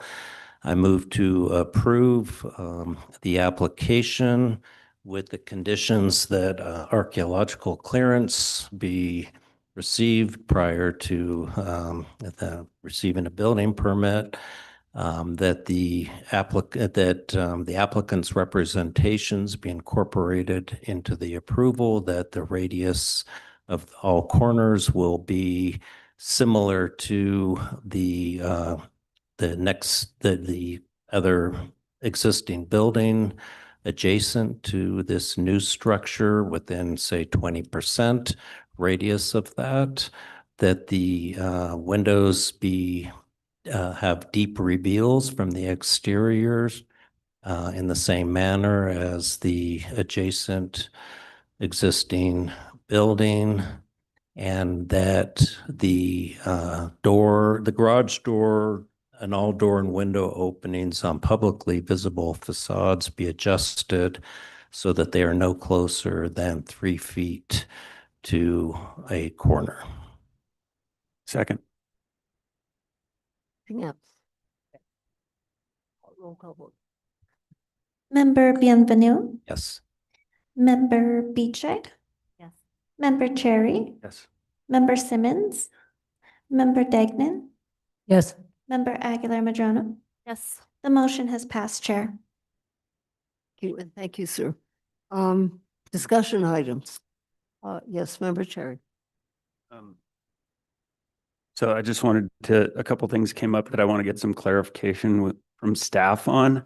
In the 515 Paseo case, I didn't want to ask the applicant because I didn't want to hold the case up and be longer than it needed to be. But with regard to window mentions, I had asked a question about the Muntin bar and the component dimensions, and she had stated that she was under the understanding that there was some flexibility with window dimensions, and I just wanted to see if that, I mean, and that may be her understanding from a non-related interaction with staff, but I wanted to see if staff, what their opinion on that was with flexibility with dimensions, because in the code, it says that the word that's used is duplicated. It doesn't say duplicated exactly, and it doesn't say duplicated with de minimis flexibility. It just says duplicated. So I just wanted to know how staff interpreted that. Member Cherry, the flexibility provision does relate to like non-historic additions to historic, buildings. So there has to be a relationship in that, it must sort of work with the overall design vocabulary. But I do believe there's opportunity for flexibility in that particular case. As far as the dimensionality of the replacement windows versus the original windows. Well, not on historic buildings. No, there's no flexibility, but I thought you were talking about like the additions. No, I was asking in regard to the windows that they were going to replace on the significant structure, that the dimensions of the window components, meaning the muntins, the stiles, the rails of the sashes, the frame pieces, be duplicated. That's how it's always been that's how it's always been enforced, I would say, on me for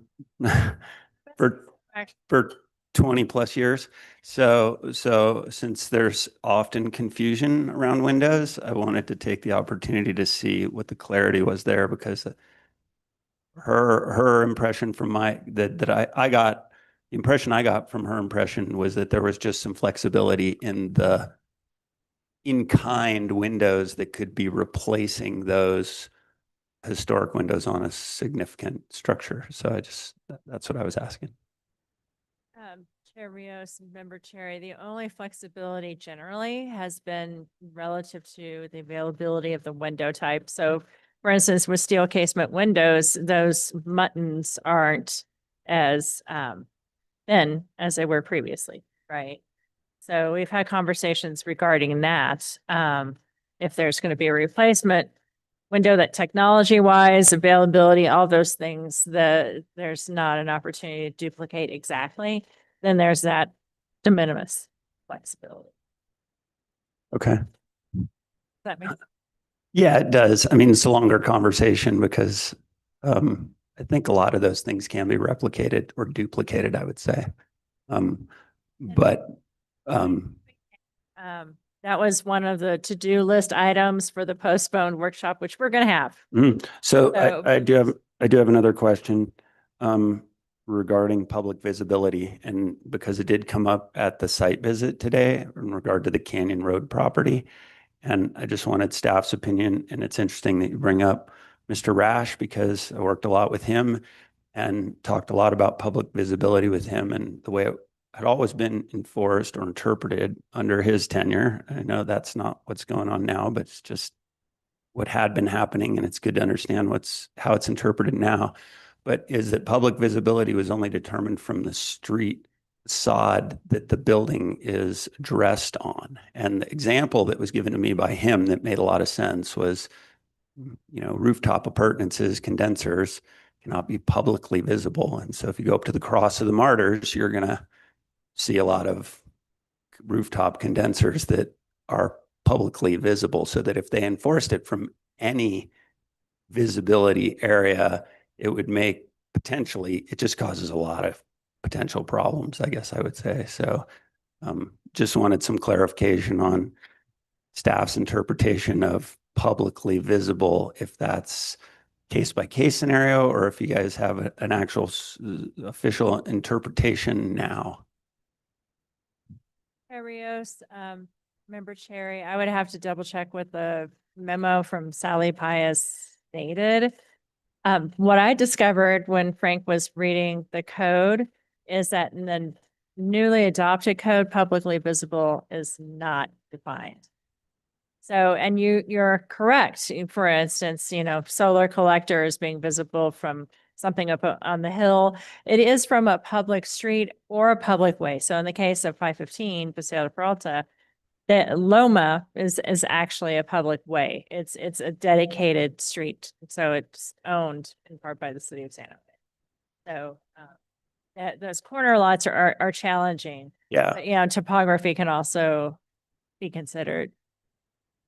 Yeah. On projects that I have experience with, that's been designated from that addressed street facade, and then other facades or above, say from other streets up higher, it's been not enforced, because you could see a lot of skylights, say if you're up on a variety of streets in Santa Fe on other buildings.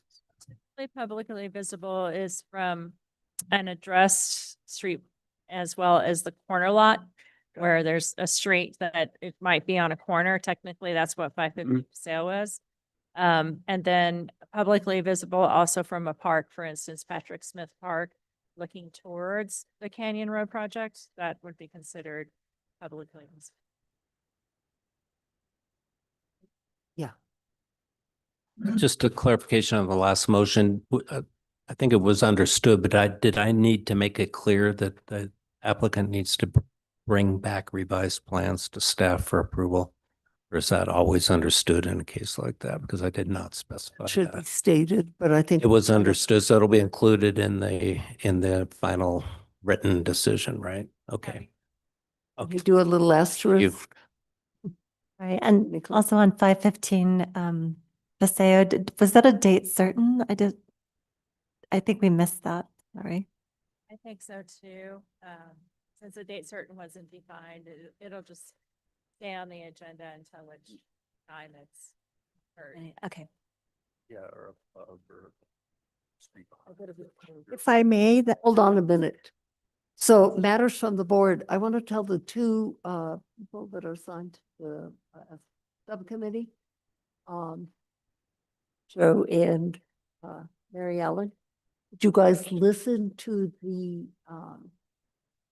minute of this evening's meeting?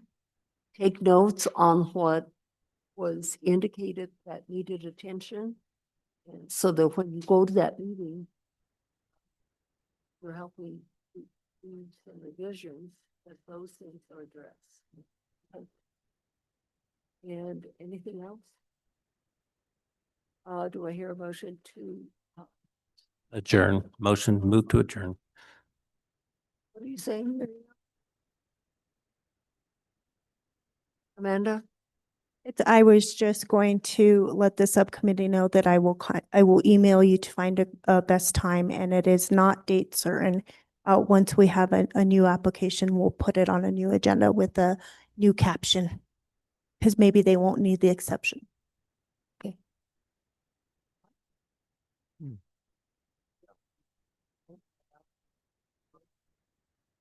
Yeah, I thought the motion was for them to not have to do a new case, but that we were postponing for redesign. It is a postponement of redesign. Okay. But it is going to have a redesign, so it will need Sure. to be Yeah, because we wanted to not, Right. completely bring their project to a halt, but keep it moving as quickly as possible. right. Sure. Okay. And staff, you will also contact the subcommittee? I will. Okay, okay. So to adjourn. motion to adjourn? Move to adjourn. Second? Second. Those in favor, say aye. Aye.